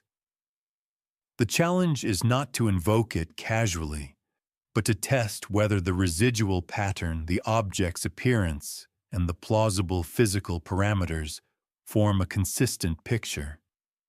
If they do, the motion is explained within established physics. If they do not, attention shifts to other non-gravitational mechanisms, such as radiation pressure and thermal recoil, and to the possibility that what is being measured is not the nucleus at all. In all cases, the path inward remains guided by the structure of residuals and by the demand that any proposed mechanism improve prediction and survive cross-instrument scrutiny. Beyond outgassing, sunlight itself becomes both a force and a source of confusion because it can push on matter directly, and it can also shape the dust environment that determines what the telescope measures. Sunlight carries momentum. When photons strike a surface and are absorbed or reflected, they transfer momentum, producing a pressure. For a large body, this pressure is usually tiny compared to the sun's gravity. For a very small body, or a body with unusually low mass for its area, the acceleration can become measurable. The critical quantity is area relative to mass. If the object presents a large cross-section while having little mass, the radiation pressure acceleration rises. This is why radiation pressure is considered for small fragments, porous bodies, or objects whose size is uncertain because brightness is contaminated by dust. Direct radiation pressure produces an acceleration that is primarily away from the sun. The magnitude decreases with the square of heliocentric distance because sunlight intensity falls with distance. In orbit, fitting a radial acceleration of this form can mimic certain outgassing components, particularly if outgassing thrust is also roughly anti-sunward. Distinguishing them requires additional information. If the object shows no signs of gas or dust, radiation pressure becomes more plausible. If the object shows activity, outgassing becomes more plausible. Yet neither can be ruled out solely by appearance because weak activity can be hard to detect, and a faint object can hide subtle coma in modest data. Therefore, analysts use a combination of dynamical and physical constraints. A useful test is whether the implied area-to-mass ratio is plausible for a natural small body. Brightness gives a hint of size, but size depends on reflectivity, and reflectivity is often unknown. An object could be small and bright or larger and dark. If dust contributes to brightness, the nucleus could be much smaller than implied. Thermal infrared measurements can help because they measure emitted heat, providing a more direct constraint on size. If size can be bounded, and if density can be assumed within a plausible range, mass can be estimated. The expected radiation pressure acceleration can then be compared to the inferred acceleration from residuals. If matching the residuals would require an implausibly low density or an extreme structure, radiation pressure becomes less likely as the dominant cause. If the required parameters fall within plausible ranges, radiation pressure remains a viable mechanism. However, sunlight rarely acts only on the nucleus. It acts strongly on dust grains released from the nucleus. Dust grains are small enough that radiation pressure competes with solar gravity and can dominate their motion. This is why dust tails form and point roughly away from the sun. The dust does not usually carry the nucleus with it, yet the dust can dominate the observed light. If the nucleus is faint and a dust cloud is bright, the measured position is pulled toward the brightest region of dust. This creates a centroid bias. The bias can be stable if the dust distribution is stable, and it can change with time if dust production changes or if viewing geometry changes. The result can be a residual pattern that resembles a radial acceleration even if the nucleus follows gravity, plus a different set of forces. In other words, sunlight can create an apparent acceleration by shaping dust that biases the measurement without necessarily creating the same acceleration on the nucleus itself. The orientation of the dust tail relative to the line of sight matters. A tail that lies mostly behind the nucleus in the plane of the sky will pull the centroid in the tail direction. A tail that lies mostly along the line of sight will contribute less to an apparent shift. As geometry changes, the projected tail direction changes, and the centroid bias can change. This can produce a residual pattern that varies with phase angle, the angle between sun object and observer.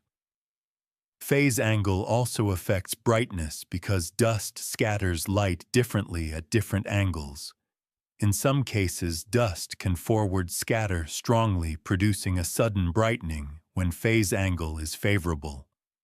Such a brightening can be misinterpreted as a surge in activity. If the brightening is geometric rather than physical, the dust production may not have changed, but the centroid bias could still change because the brighter dust becomes more influential in the measurement. Therefore, dynamical interpretations must be aware of scattering geometry. A related mechanism is that radiation pressure can separate dust grains by size. Smaller grains are pushed more strongly and spread out more quickly. Larger grains stay closer to the nucleus. This creates a tail with structure. If the observing aperture includes different parts of the tail depending on seeing and on measurement method, the measured centroid can vary. The same object can yield slightly different astrometric positions depending on how different observers measure it. This heterogeneity can appear as residual scatter or as a systematic difference between data sets. Again, this does not imply the nucleus changes its trajectory. It implies the measurement traces a moving brightness distribution rather than a single point. Radiation pressure on a very small nucleus can also be time variable if the nucleus rotates and presents a changing cross-section. For an elongated body, the projected area facing the Sun changes with rotation modulating the force. If rotation is stable, the modulation averages out over times longer than the rotation period. If observations sample the rotation unevenly, a small systematic bias could appear. In most cases, this modulation is subtle compared to measurement noise, but for unusually low-mass bodies, it could be detectable. The presence of tumbling would make the modulation more complex. These considerations tie radiation pressure back to the object's physical character, including shape and spin. There's also a thermal aspect to dust that links to radiation pressure. Dust absorbs sunlight and heats, and it re-emits infrared radiation. For small grains, thermal emission can contribute to forces like Poynting-Robertson drag, which slowly alters their orbits. This is usually relevant for dust evolution over long times rather than for nucleus motion over weeks, but it matters for how the dust environment changes and therefore for how centroid bias evolves. The dust cloud may thin or spread, altering the brightness distribution and shifting the measured center. In a long observing campaign, this evolution can create slow drifts in measured position that might be mistakenly interpreted as a dynamical acceleration. To test whether sunlight-driven dust bias is dominating observers, look for dependence on measurement method. If astrometric positions change when the aperture size changes or when the centroiding algorithm changes, extended dust is influencing the result. If deeper imaging shows a tail or asymmetric coma aligned with the direction of residuals, the case strengthens. If the object appears point-like in high-resolution images and residuals remain, then dust bias becomes less likely and direct forces become more relevant. In that case, radiation pressure on the nucleus itself can be evaluated via area-to-mass considerations. In the language of the title, an object that was waiting could be imagined as something held in place. In physics terms, sunlight does not hold an object, it pushes it gently. The impression of waiting can arise if the measured positions drift in a way that keeps the object near a predicted region or near a certain sky area, but such impressions are not diagnostic. The diagnostic is whether the residual direction is consistently radial, whether it scales with solar distance, and whether it persists across high-quality nucleus-centered astrometry. If these conditions hold, and if the implied area-to-mass ratio is plausible, radiation pressure becomes a credible contributor. If the conditions do not hold, radiation pressure may still influence dust, but not dominate nucleus motion. Thus, this region treats sunlight as an influence that can be real in dynamics and also deceptive in measurement. The same physical agent that pushes dust into a tail can also shift the center of light, and the same agent that exerts a tiny force on a nucleus can appear larger if the nucleus is small. The analysis must therefore keep two parallel threads. One asks what force sunlight applies to the nucleus given plausible physical parameters. The other asks how sunlight shapes the dust environment and therefore the measured position. Only by separating these threads can residual patterns be attributed correctly. If the separation is successful, what remains is a clearer view of whether the object's motion requires a non-gravitational acceleration beyond outgassing and radiation pressure, leading to thermal recoil rotation dependence and the complex coupling between surface properties and momentum exchange that forms the next inward layer. If sunlight pressure and outgassing do not fully account for the residual pattern, or if their required parameters become implausible, the next inward mechanism is thermal recoil, the quiet push created when absorbed solar energy is re-emitted as infrared radiation in an anisotropic way. A small body is not a perfect radiator that emits equally in all directions at all times. Its surface has thermal inertia, meaning it warms and cools with delay. Its rotation carries warm regions into and out of sunlight. Its roughness creates facets with different illumination. When the surface emits heat, it emits momentum, and the recoil can produce a small acceleration. Over long times, this is known to shift asteroid orbits measurably. Over shorter times, it can still matter if the measurements are precise and if the object's size and spin place it in a regime where the acceleration is detectable. The thermal recoil story begins with heat balance. Sunlight arrives and is partly reflected and partly absorbed. The absorbed fraction depends on albedo, the reflectivity. A darker surface absorbs more and heats more. The heat then either conducts into the subsurface or radiates away. If conduction is significant, the subsurface stores heat and releases it later. The delay shifts the location of the warmest region relative to the point directly facing the sun. On a rotating body, this often means the warmest region occurs on the afternoon side rather than at local noon. When that warm afternoon region emits heat, the recoil pushes the body slightly in a direction related to the rotation and to the orbit. This is the core of the diurnal Yarkovsky effect. There is also a seasonal component. If the spin axis is tilted, one hemisphere can experience a season of stronger insolation and warming. The stored heat can be emitted later in a way that produces a recoil with a different direction than the diurnal effect. The balance between diurnal and seasonal components depends on rotation period thermal inertia and obliquity, the tilt of the spin axis. An object with a very fast rotation can average temperature around its equator, more evenly reducing the magnitude of the diurnal asymmetry.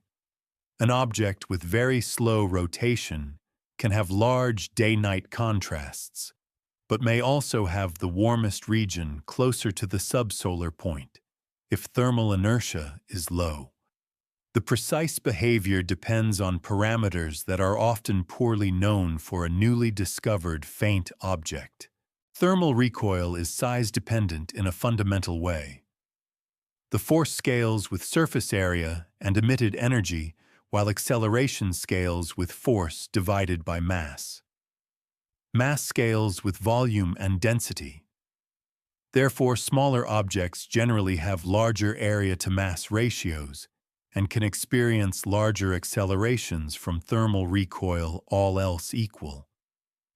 Yet very small objects can also equilibrate temperature, quickly reducing thermal lag, and radiation pressure can dominate. There's a middle range, often in the meter to tens of meters regime, depending on properties where thermal recoil can be important. Without a direct size measurement, this range cannot be assumed. It must be bounded using brightness albedo assumptions and ideally thermal infrared observations. Thermal recoil also depends on shape and roughness. A rough surface with many facets can emit heat anisotropically in complex ways. Self-heating occurs when radiation from one facet warms another, altering the temperature pattern. Concavities can trap heat. Shadows can create sharp contrasts.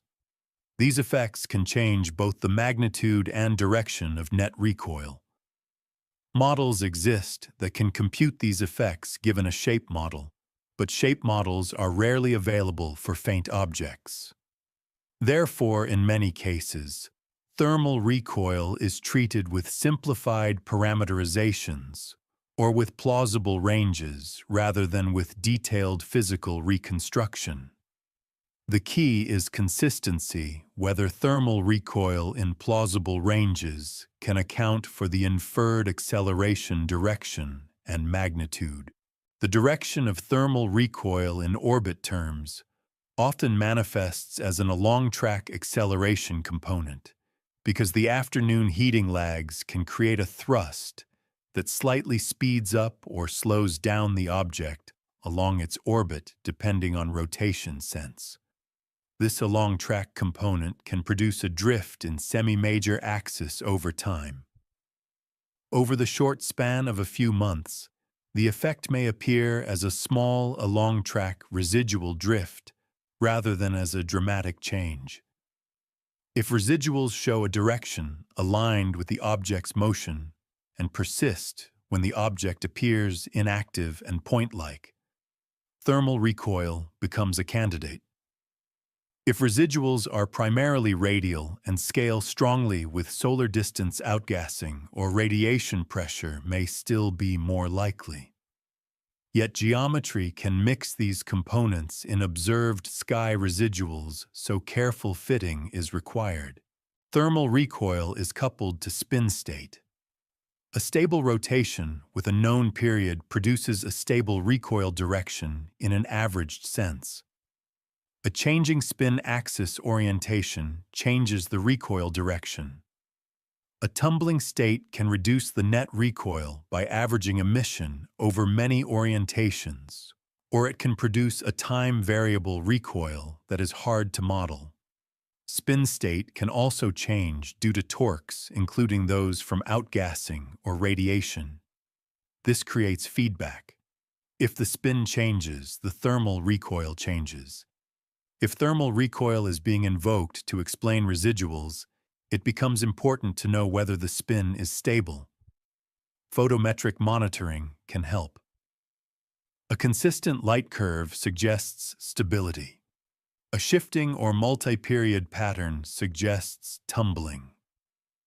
Without such data, thermal recoil remains plausible but unconstrained.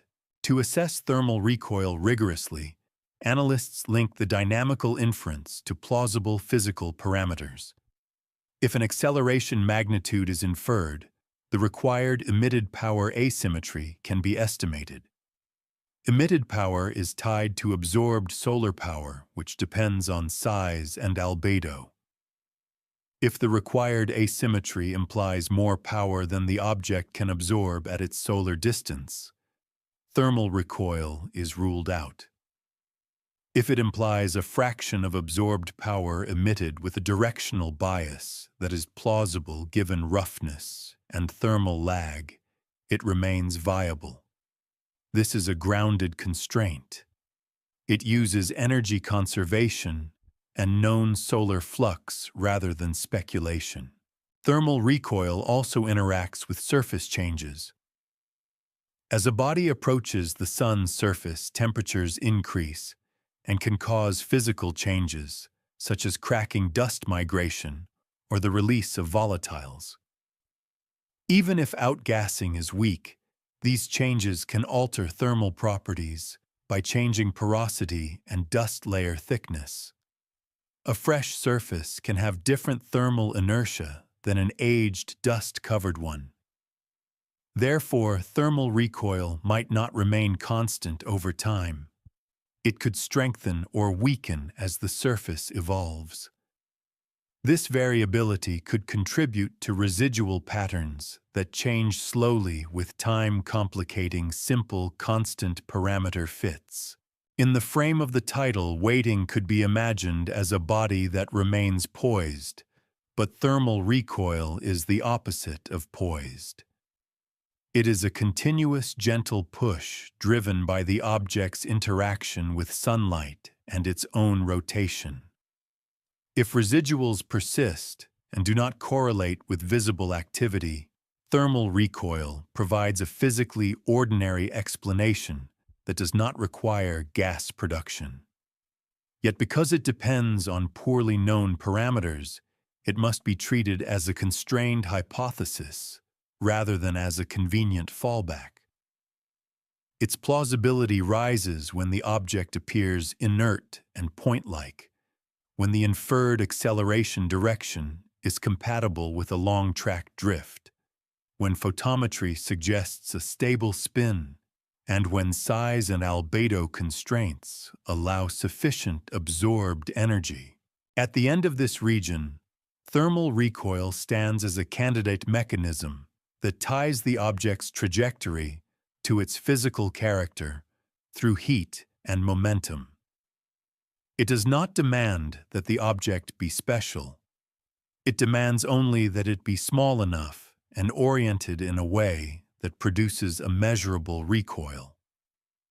The next inward step is to focus on rotation state and irregular shape more directly, because these are the factors that decide whether thermal recoil is steady or variable, whether outgassing jets average out or create directed thrust, and whether the measured positions can be trusted to trace the nucleus or are being pulled by changing brightness structure.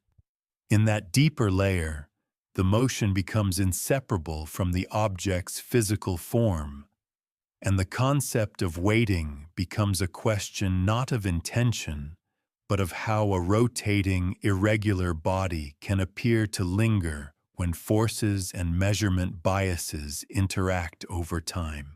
The next inward layer is the object's rotation state and shape, because these are the hidden variables that control how non-gravitational forces average over time and how the object's light distribution shifts in the images. A small body is rarely a smooth sphere. It is a chunk of material with ridges, facets, pits, and sometimes multiple lobes. Its spin can be regular or chaotic. This physical complexity determines where sunlight is absorbed, where heat is stored, where gas escapes if volatiles exist, and how dust is released and shaped. It also determines whether the forces discussed earlier remain steady enough to be captured by simple models, or whether they vary in direction and magnitude in ways that produce residual patterns that seem inconsistent until the object's orientation is considered. Rotation is inferred most commonly through photometric light curves. As the object spins, its projected area changes and the brightness changes. A repeating pattern suggests a stable rotation around a principal axis. The period can be measured in hours or days, depending on the object. The amplitude of the light curve gives hints about elongation, because a more elongated object tends to show larger brightness variation as it rotates. A complex light curve that does not repeat cleanly can indicate tumbling, meaning rotation around more than one axis. Tumbling changes the object's orientation in a non-repeating way over the timescale of observations, and this has direct consequences for force modeling. A thrust from a localized jet or an asymmetric thermal emission pattern depends on orientation. If the orientation is changing irregularly, the net acceleration can change irregularly. Shape and rotation are coupled through inertia. An elongated body has different moments of inertia about different axes. If it is disturbed, it can enter non-principal axis rotation. Over time, internal friction can damp tumbling and settle the rotation into a stable state. But the timescale depends on internal structure. A rubble pile, a loose aggregate of rocks and dust, can dissipate rotational energy through small internal shifts. A monolithic fragment can be more rigid and dissipate energy more slowly. Structure is rarely known directly, but its influence appears indirectly in how stable the rotation is and how quickly the spin state changes when torques act. Torques are present. Outgassing jets can exert torque if they emerge from a region that does not pass through the center of mass, which is most regions on an irregular body. Radiation pressure can exert torque as well, because sunlight reflected and re-emitted from an irregular shape does not act symmetrically. These torques can change rotation period and can tilt the spin axis. A changing spin axis changes which surface regions receive sunlight over time, altering both outgassing patterns and thermal recoil. This creates a feedback forces change, spin changes forces. If the residual pattern changes with time, such feedback is one possible explanation. The rotation state also shapes the interpretation of residual direction. A steady average acceleration away from the sun suggests a radial force such as radiation pressure or average outgassing. A steady along-track acceleration suggests thermal recoil or an offset outgassing thrust. But if the object's spin axis is tilted or evolving, the average thrust direction can include components that vary. A localized jet can produce a thrust component out of the orbital plane, generating normal acceleration. If residuals show out-of-plane behavior, and if activity indicators are present, a localized jet tied to rotation becomes plausible. Yet without rotation constraints, the same residual pattern could also be created by centroid biases that depend on coma structure. Rotation matters there too, because coma asymmetry can rotate with the nucleus, creating periodic shifts in the measured position. A critical observational clue is periodicity in astrometric residuals. If residuals show a repeating pattern with a period matching the light curve period, it suggests that the measured position is modulated by rotation-dependent brightness structure. This could be a rotating jet or an asymmetric coma. In such a case, the orbit fit might interpret the modulation as noise or as a weak acceleration, but the true cause would be a shifting center of light. A rotating asymmetry can shift the centroid back and forth around the nucleus. Over time, this can produce an apparent drift if observations sample the rotation phase unevenly, because the average centroid offset in the sampled phases might not be zero. Therefore, even when the nucleus motion is purely gravitational, rotation-dependent coma structure can create a residual pattern that looks like a small acceleration. This is a subtle pathway from physical behavior to measurement artifact. Shape also affects thermal recoil in a way that can change the sign or magnitude of the effect. The thermal emission pattern depends on which facets are warm and how they are oriented. For a rough surface, small facets can emit preferentially in certain directions. Self-shadowing changes when a facet receives sunlight. The net recoil can therefore be sensitive to spin axis orientation and to the distribution of roughness. If the object tumbles, the thermal recoil might average down. If it rotates stably, the recoil might persist. If the spin axis precesses slowly, the recoil direction might drift over time. These behaviors could produce residual patterns that change on timescales of weeks or months. A simple, constant parameter thermal model might fail, leading to residuals that appear inconsistent unless the changing spin state is considered. Rotation also influences outgassing in a direct way. If volatiles exist in localized patches, they may be illuminated only during certain rotation phases. This produces jets that turn on and off. The time-averaged thrust depends on how long the patch is illuminated and on thermal lag. If the patch is near the equator of a tilted spin axis, seasons can change its illumination fraction. If the patch is near a pole, it might be illuminated for long intervals. Therefore, even at constant heliocentric distance, outgassing thrust can vary because orientation changes. Such variability can make an object appear to behave unpredictably in residuals. Yet the behavior remains physical and tied to geometry and heat transport. In some cases, rotation changes can lead to surface failure. If a torque spins the object up, centrifugal forces increase. For a weakly bound rubble pile, this can cause mass shedding. Mass shedding releases dust, increasing brightness and altering coma structure.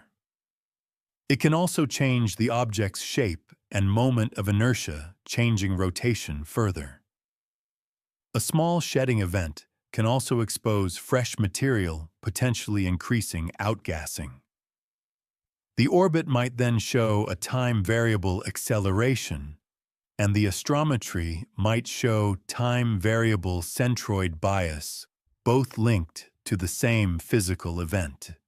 If an object is described as waiting and then changing, such an interpretation could be reframed as a transition in surface state, driven by spin and solar heating, not by intention. To use this layer effectively, observers aim to measure rotation. They gather photometry over many nights, seeking a stable period. They look for changes in period that would indicate torque. They look for irregularities that indicate tumbling. They compare these findings to residual patterns. If residuals vary in sync with rotation measurement, bias is implicated. If residuals drift smoothly independent of rotation, dynamical forces may be dominant. If both occur, both are present. The object is then understood as a physical system whose state evolves. This inward layer therefore changes what it means to say the object was never passing through. The phrase can be translated into the possibility that the object's apparent residence and residual behavior are shaped by a combination of low relative motion geometry and time-variable non-gravitational effects whose direction depends on rotation.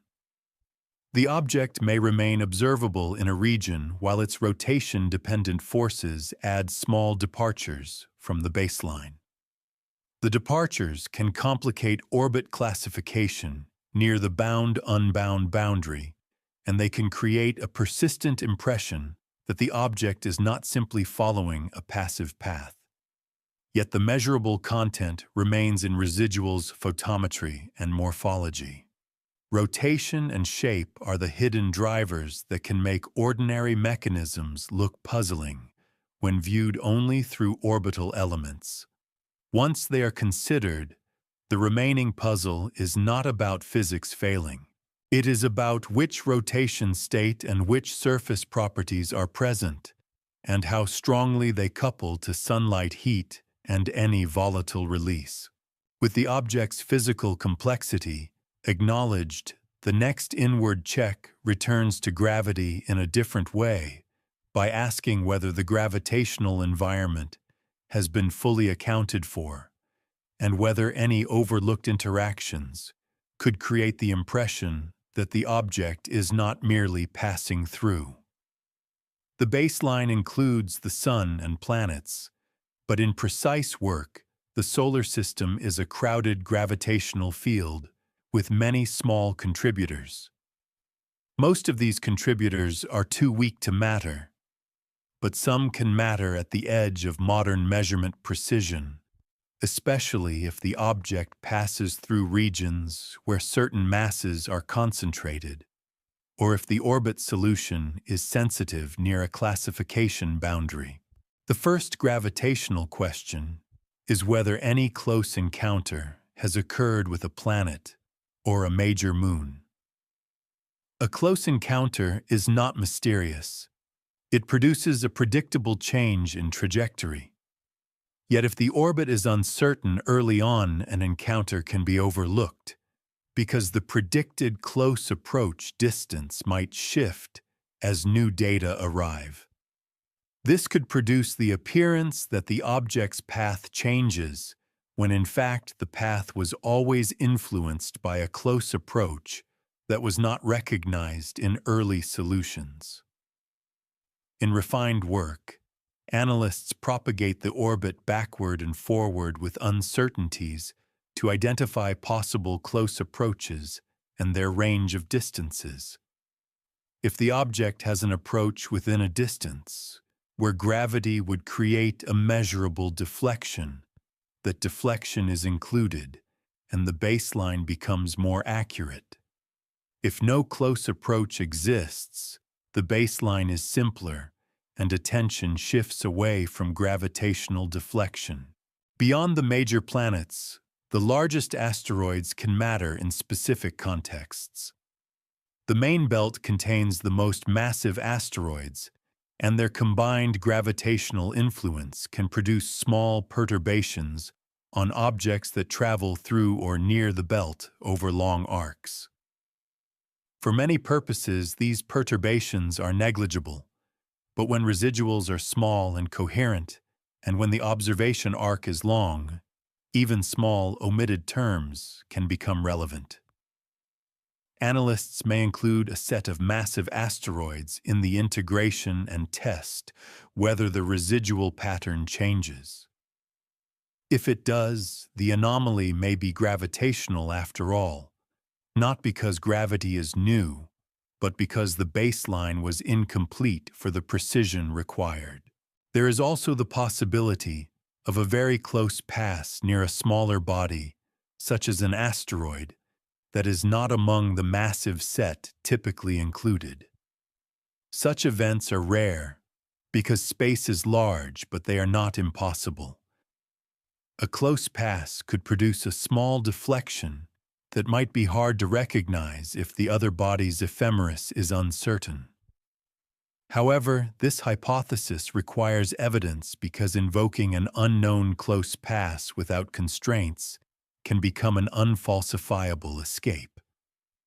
Therefore, analysts treat it as low priority unless the residual pattern suggests a specific timing and magnitude consistent with a brief gravitational impulse, and unless a plausible candidate body can be identified in the relevant region. The emphasis remains on what can be checked. Another gravitational subtlety is the role of reference frames and barycentric motion. Planetary ephemerides and orbit integrations can be carried out in a barycentric frame where the origin is near the solar system's center of mass. In such a frame, the Sun itself moves slightly due to planetary tugs. If frame transformations are mishandled, or if time scales are misaligned, small systematic errors can appear. These errors can create apparent residual drifts that mimic accelerations. Therefore, part of gravitational completeness is computational completeness. Analysts compare independent orbit determination software and independent ephemerides to ensure that the gravitational baseline is implemented correctly. Agreement across independent implementations reduces the chance that an anomaly is an artifact of coordinate or timing conventions. A different gravitational pathway toward apparent anomalies comes through tides and physical response, rather than through center of mass acceleration. If an object passes relatively close to a planet, tidal forces can stress it. Tidal forces do not change the center of mass orbit beyond what gravity already predicts, but they can alter the object physically. Stress can open cracks or trigger mass shedding. If mass shedding occurs, dust production increases and centroid bias can change. If fresh surfaces are exposed, outgassing could increase. In this way, gravity can indirectly create a non-gravitational signature by causing a physical change that then drives outgassing or alters the measured centroid. This chain remains within ordinary physics, but is easily misread if the physical event is not observed. A sudden shift in residuals accompanied by brightening might indicate such an event, and its timing relative to any close approach can be examined. Binarity and fragmentation provide another inward check. If the object is actually a binary, two bodies orbit each other, and the combined light distribution can shift as their separation and brightness ratio change. Even if the barycenter follows gravity, the center of light can move periodically. This can create residual patterns that look like a dynamical wobble. Fragmentation can create multiple pieces, and if one piece dominates brightness, the measured position can jump as dominance shifts. Both scenarios can create the impression that the object is not following a single trajectory.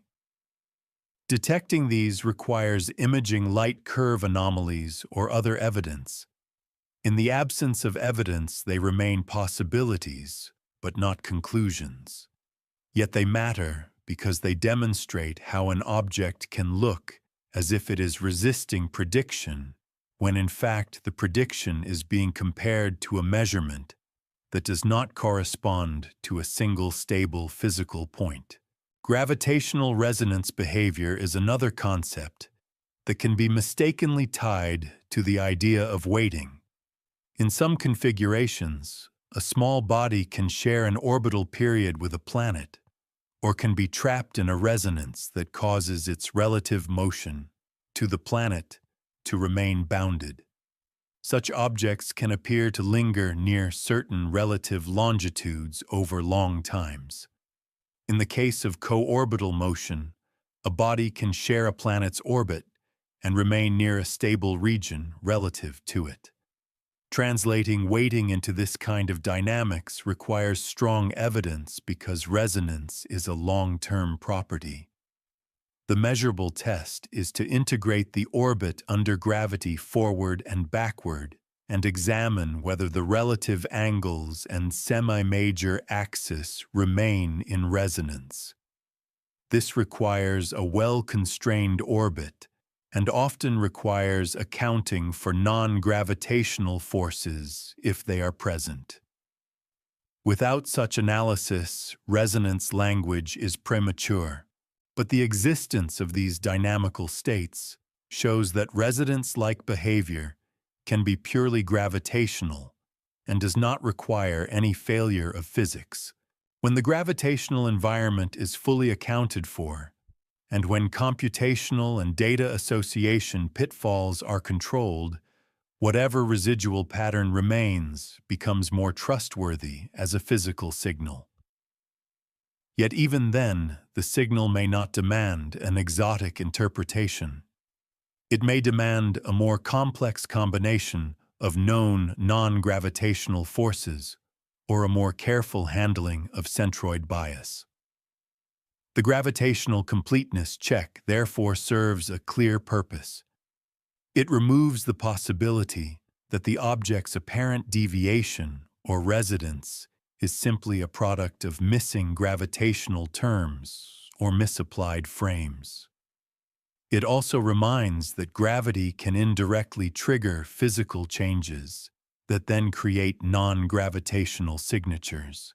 At this depth, the phrase "never passing through" is again translated into measurable outcomes.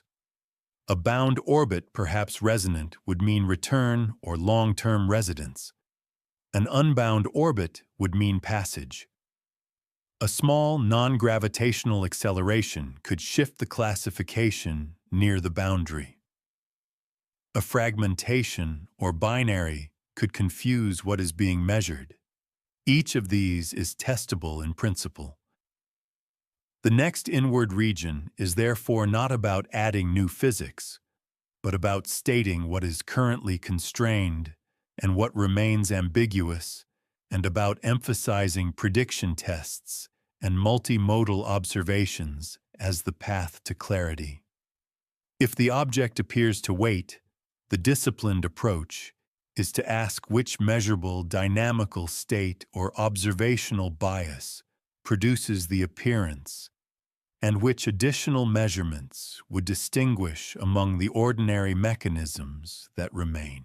At this point, the remaining task is to state clearly what it means for the current model set to be insufficient, and to prevent a gap between fit and data from turning into a claim about intention. This region treats explanation as a hierarchy. At the outer levels, explanation means the object is real-tracked and predictable under a baseline.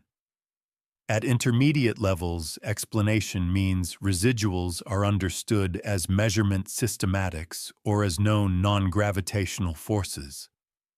At this deeper level, explanation means the remaining uncertainty is located precisely which parameters, which mechanisms, and which data limitations prevent a unique account. The phrase "it was waiting" is then handled as an interpretive label that must be replaced by measurable alternatives, such as low relative motion geometry resonance, like behavior, or persistent non-gravitational acceleration that keeps the object's apparent position from matching a simple baseline. A common reason for apparent stubbornness in the data is model degeneracy. When multiple mechanisms can produce similar residual signatures over the available time span, the fit cannot uniquely assign cause. For example, a weak radial acceleration away from the Sun could be produced by radiation pressure on a low-mass body, by an outgassing thrust that is roughly anti-sunward, or by a centroid bias caused by a dust tail that pulls the measured position anti-sunward. Over a limited geometry range, the sky residuals produced by these scenarios can look similar. Even in a long-track drift can be produced by thermal recoil or by an outgassing thrust with an offset direction. If the observations do not include independent evidence of activity size and spin, the dynamical inference alone can support more than one explanation.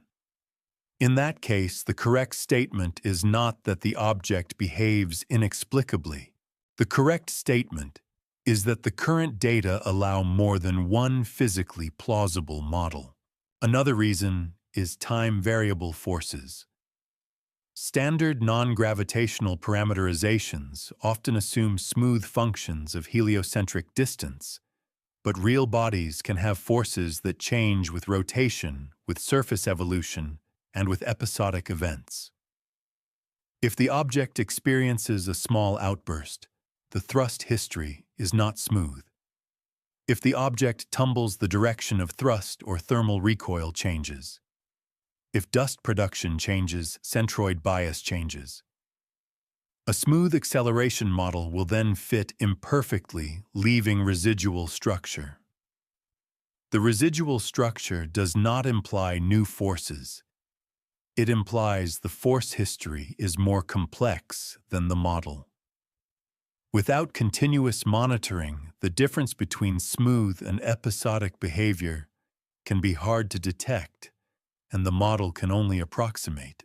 A third reason is that the data set may not be self-consistent in what it measures. Astrometry is often assumed to measure the nucleus. In reality, it measures the brightest point or the centroid of a brightness distribution. If the brightness distribution changes, the measured position changes even if the nucleus follows a smooth path. This can occur if the object develops a coma, if the tail becomes prominent, or if an asymmetric dust feature rotates. In such cases, the orbit fit is being asked to explain a moving measurement target. It will not succeed fully because the model integrates a point mass, not a shifting light distribution. The right response is to obtain nucleus-centered astrometry, or to model the coma and correct the centroid, not to infer a failure of dynamics. This region therefore emphasizes prediction as the strict test. If a model that includes an additional acceleration improves forward predictions consistently, it is a strong sign that the acceleration reflects a real systematic in the motion, or a stable systematic in the measurement. If the model improves fit to the existing data but does not improve prediction, it may be overfitting or compensating for data artifacts. Prediction requires new data, and it provides an external check.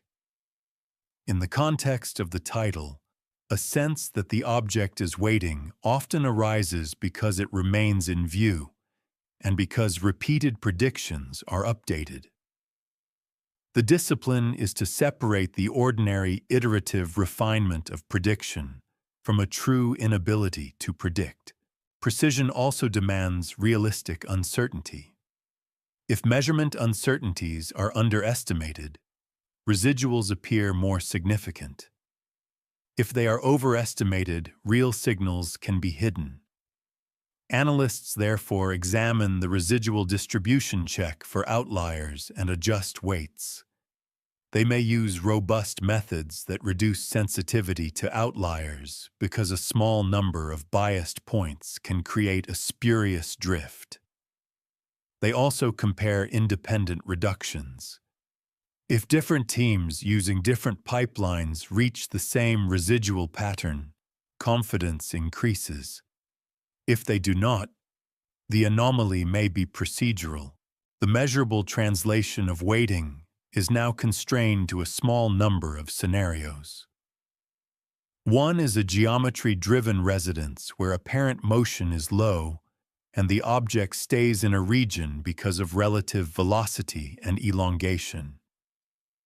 This can be quantified directly from the orbit and the observer geometry. Another is resonance or co-orbital behavior, where relative angles remain bounded over long times, which can be tested by long-term integrations, and is meaningful only if the orbit is well determined. Another is persistent non-gravitational acceleration, which can be quantified as a fitted term with direction and distance dependence. Another is persistent centroid bias, caused by dust, which can be tested by imaging and by method dependence. Each scenario is compatible with physics and does not require intention.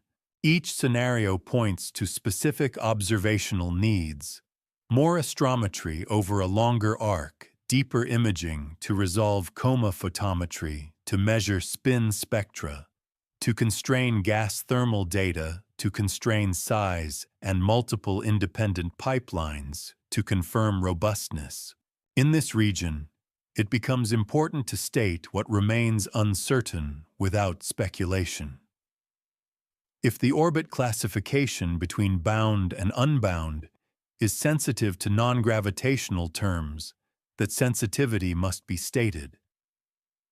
If the residual pattern could be explained by either radiation pressure or dust bias, that degeneracy must be stated. If the object's size is uncertain because brightness may include dust, that uncertainty must be stated. The goal is to make uncertainty concrete. Concrete uncertainty is not indecision. It is the accurate boundary of what the current data can support. This also reframes why certain titles can feel compelling. The human mind expects that motion through space should be simple, When the measured track departs from a simple model, it invites stories. Yet the solar system is a place where small bodies are governed by gravity, plus small forces tied to sunlight and volatile release, and where measurement is governed by photons and algorithms that trace brightness, not mass. The correct response to residual structure is not to step outside physics. It is to step further into the details that physics already predicts should matter. That is the inward move. It replaces a vague claim with a set of constraints that can be tightened. By the end of this region, the object's situation can be described as follows in a disciplined way. A gravity-only baseline produces a certain residual structure. The measurement chain has been audited for biases. Standard non-gravitational mechanisms have been considered. The remaining mismatch, if any, is either within uncertainty or it is significant but degenerate among several plausible causes. The next step is not to assert weighting. The next step is to prioritize decisive tests that reduce degeneracy. If the object continues to be observed, those tests will occur naturally through improved arc and through targeted observations. As the arc grows, the difference between a true acceleration and a measurement bias becomes clearer. As physical constraints improve, the range of plausible mechanisms narrows. In that narrowing, the object's behavior stops being described by evocative words and becomes described by fitted parameters, observed morphology, and the predictive success of models. That is the form of explanation that remains faithful to the sky and to the physics that governs it. The final inward step gathers what is now constrained and turns it into a practical set of next measurements and interpretive boundaries that prevent the story language from outrunning the evidence. By this stage, the object is no longer merely a moving point in survey footage. It is a tracked body with a refined orbit solution, a residual history, and at least provisional physical hints from brightness behavior and image morphology. The key question is whether the appearance of weighting is best explained as geometry, as dynamics, or as measurement bias. The answer is not chosen by preference. It is chosen by which explanation improves prediction and remains consistent with independent observations. If the orbit under gravity alone fits the astrometry within realistic uncertainties, once systematics are controlled, then the object is behaving as a passive test particle to the level that can currently be measured.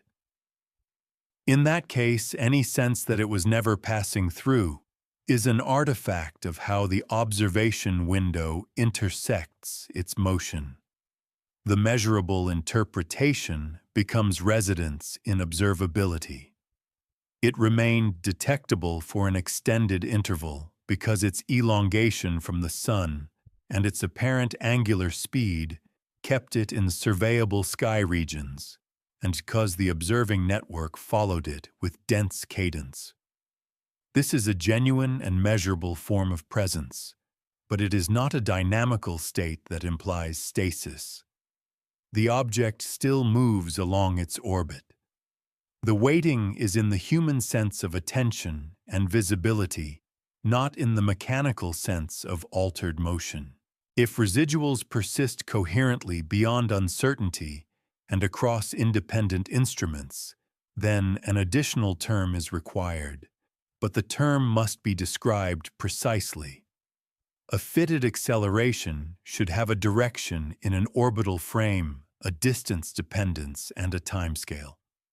Its magnitude should be compared to what known mechanisms can supply.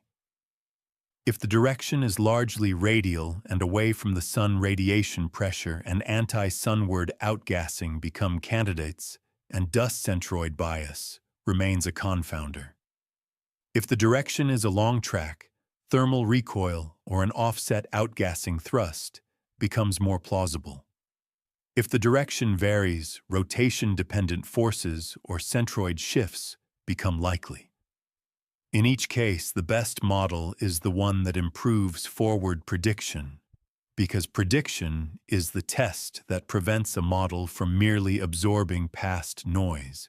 The decisive observations that sharpen this choice are concrete. High-resolution imaging at multiple epochs can determine whether the object is point-like or extended, whether a coma or tail exists, and how that structure changes. Imaging also allows tests of centroid dependence on aperture. If the measured position shifts with aperture or with centroiding method, the data are not tracing the nucleus cleanly, and any inferred acceleration must be treated with caution. Spectroscopy can search for gas emission or set upper limits on production rates. These limits can be compared to the thrust required by an outgassing model given plausible size and mass ranges. Thermal infrared observations can constrain size and albedo tightening mass estimates, and therefore tightening the plausibility of radiation pressure and thermal recoil. Photometric monitoring can determine rotation period, detect tumbling, and detect changes in spin that would indicate torques. If rotation is stable, averaged force models become more plausible. If rotation is complex, time-variable force histories and centroid modulation become more plausible. Longer arc astrometry remains the simplest and often the most powerful constraint. Over time, degeneracies weaken. A true non-gravitational acceleration produces a consistent divergence between gravity-only predictions and observations that grows in a predictable way. A measurement bias often changes with observing geometry, instrument, or brightness structure, and may not accumulate in the same stable way. As the object moves through different star fields and is observed at different air masses and phase angles, systematics can be diagnosed. The object's continued motion provides natural experiments. If the same residual pattern persists under changing conditions and across independent pipelines, the case for a dynamical acceleration strengthens. If the pattern changes or dissolves, the case weakens. If resonance or co-orbital behavior is proposed as a translation of weighting, that too requires a specific test. The orbit must be integrated under gravity over a long interval with uncertainties propagated to see whether the relative motion to a planet remains bounded or whether the orbit is simply passing through. Such a test is meaningful only when the orbit is well constrained and when any non-gravitational accelerations are either shown to be negligible or included as plausible ranges, because small accelerations can alter long-term resonance behavior. Therefore, resonance interpretations must come late, not early. They are an inward conclusion, not an outward impression. The object's classification, as bound or unbound, must also be handled with this same discipline.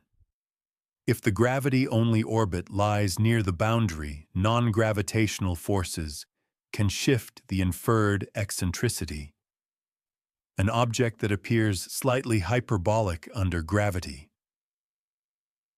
Only fitting could become consistent with bound motion when a small outward acceleration is included, because the fit changes the inferred energy.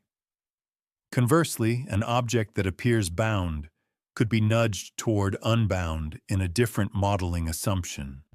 The correct practice is to state the sensitivity, how much non-gravitational acceleration would be required to change classification, and whether that acceleration is physically plausible given the object's observed properties. This sensitivity statement replaces dramatic certainty with a constrained range. It also prevents the story that the object was never passing through from becoming detached from the fact that classification depends on model assumptions. By the end of this final section, the story language is fully translated. Weighting becomes one of three measurable states. It can be a visibility resonance created by geometry and survey cadence. It can be an apparent resonance created by shifting center of light measurements in the presence of dust or asymmetric structure. Or it can be a dynamical divergence created by a small additional acceleration due to outgassing radiation pressure or thermal recoil, perhaps modulated by rotation. None of these states requires intention. Each state has a measurable signature. Visibility resonance is seen in slow, apparent angular motion and prolonged safe elongation. Center of light shifts are seen in morphology, aperture dependence, and correlations between residuals and brightness structure. Dynamical divergence is seen in persistent residual drift that survives instrument and pipeline diversity and improves prediction when modeled as an acceleration. The final practical boundary is that any explanation must be predictive and cross-validated. It must work not only for one subset of data, but across multiple observatories. It must not depend on a single reduction choice. It must not vanish when images are reprocessed or when suspect points are removed. It must not require physical parameters that violate energy balance or plausible material properties. When these boundaries are applied, what remains is a narrow set of ordinary mechanisms that can be tested with targeted observations. The object then stops being described as if it is waiting. It is described as a small body with a particular orbit, and with a constrained set of forces acting on it, moving through space according to measurable rules and appearing to linger only to the extent that geometry, sunlight, and measurement define what can be seen and how precisely it can be tracked. The tracking continues beyond the formal boundary of the sections, not as an extra chapter, but as the same patient accumulation that begins with discovery. The object's next positions either land where the refined model predicts, or they do not, and each new point reduces the room for interpretation. If predictions hold, the sense of waiting resolves into a visibility story. The object remains in favorable geometry, and the observing network keeps it in view so it feels present for a long time. If predictions drift, the drift is either a stable offset that can be parameterized as a small acceleration, or it is a pattern that changes with instrument air mass aperture and morphology pointing back to measurement and to the shifting center of light. The decisive narrowing comes from multimodal constraints arriving together. A point-like appearance under high-resolution imaging pushes against coma-driven centroid bias.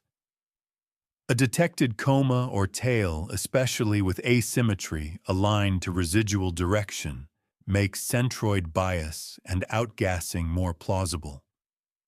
A stable light curve period without complex modulation supports steady averaging of forces. A tumbling signature supports time-variable force direction and time-variable centroid modulation.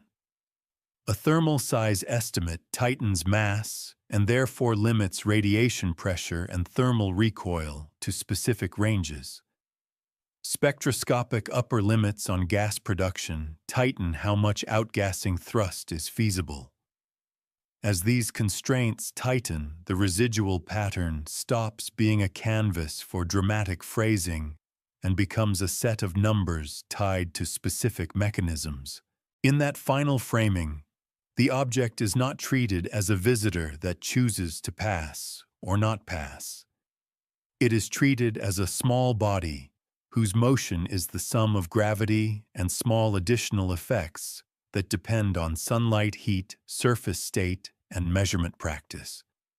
If the object remains in view, it is because its orbit and the Earth's vantage create a long window of detectability.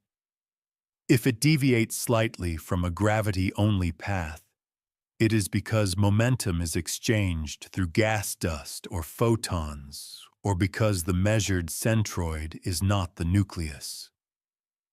The sense of weighting becomes a shorthand that dissolves once the geometry and the forces are described, precisely leaving only what the sky permits to be measured and what the model must match.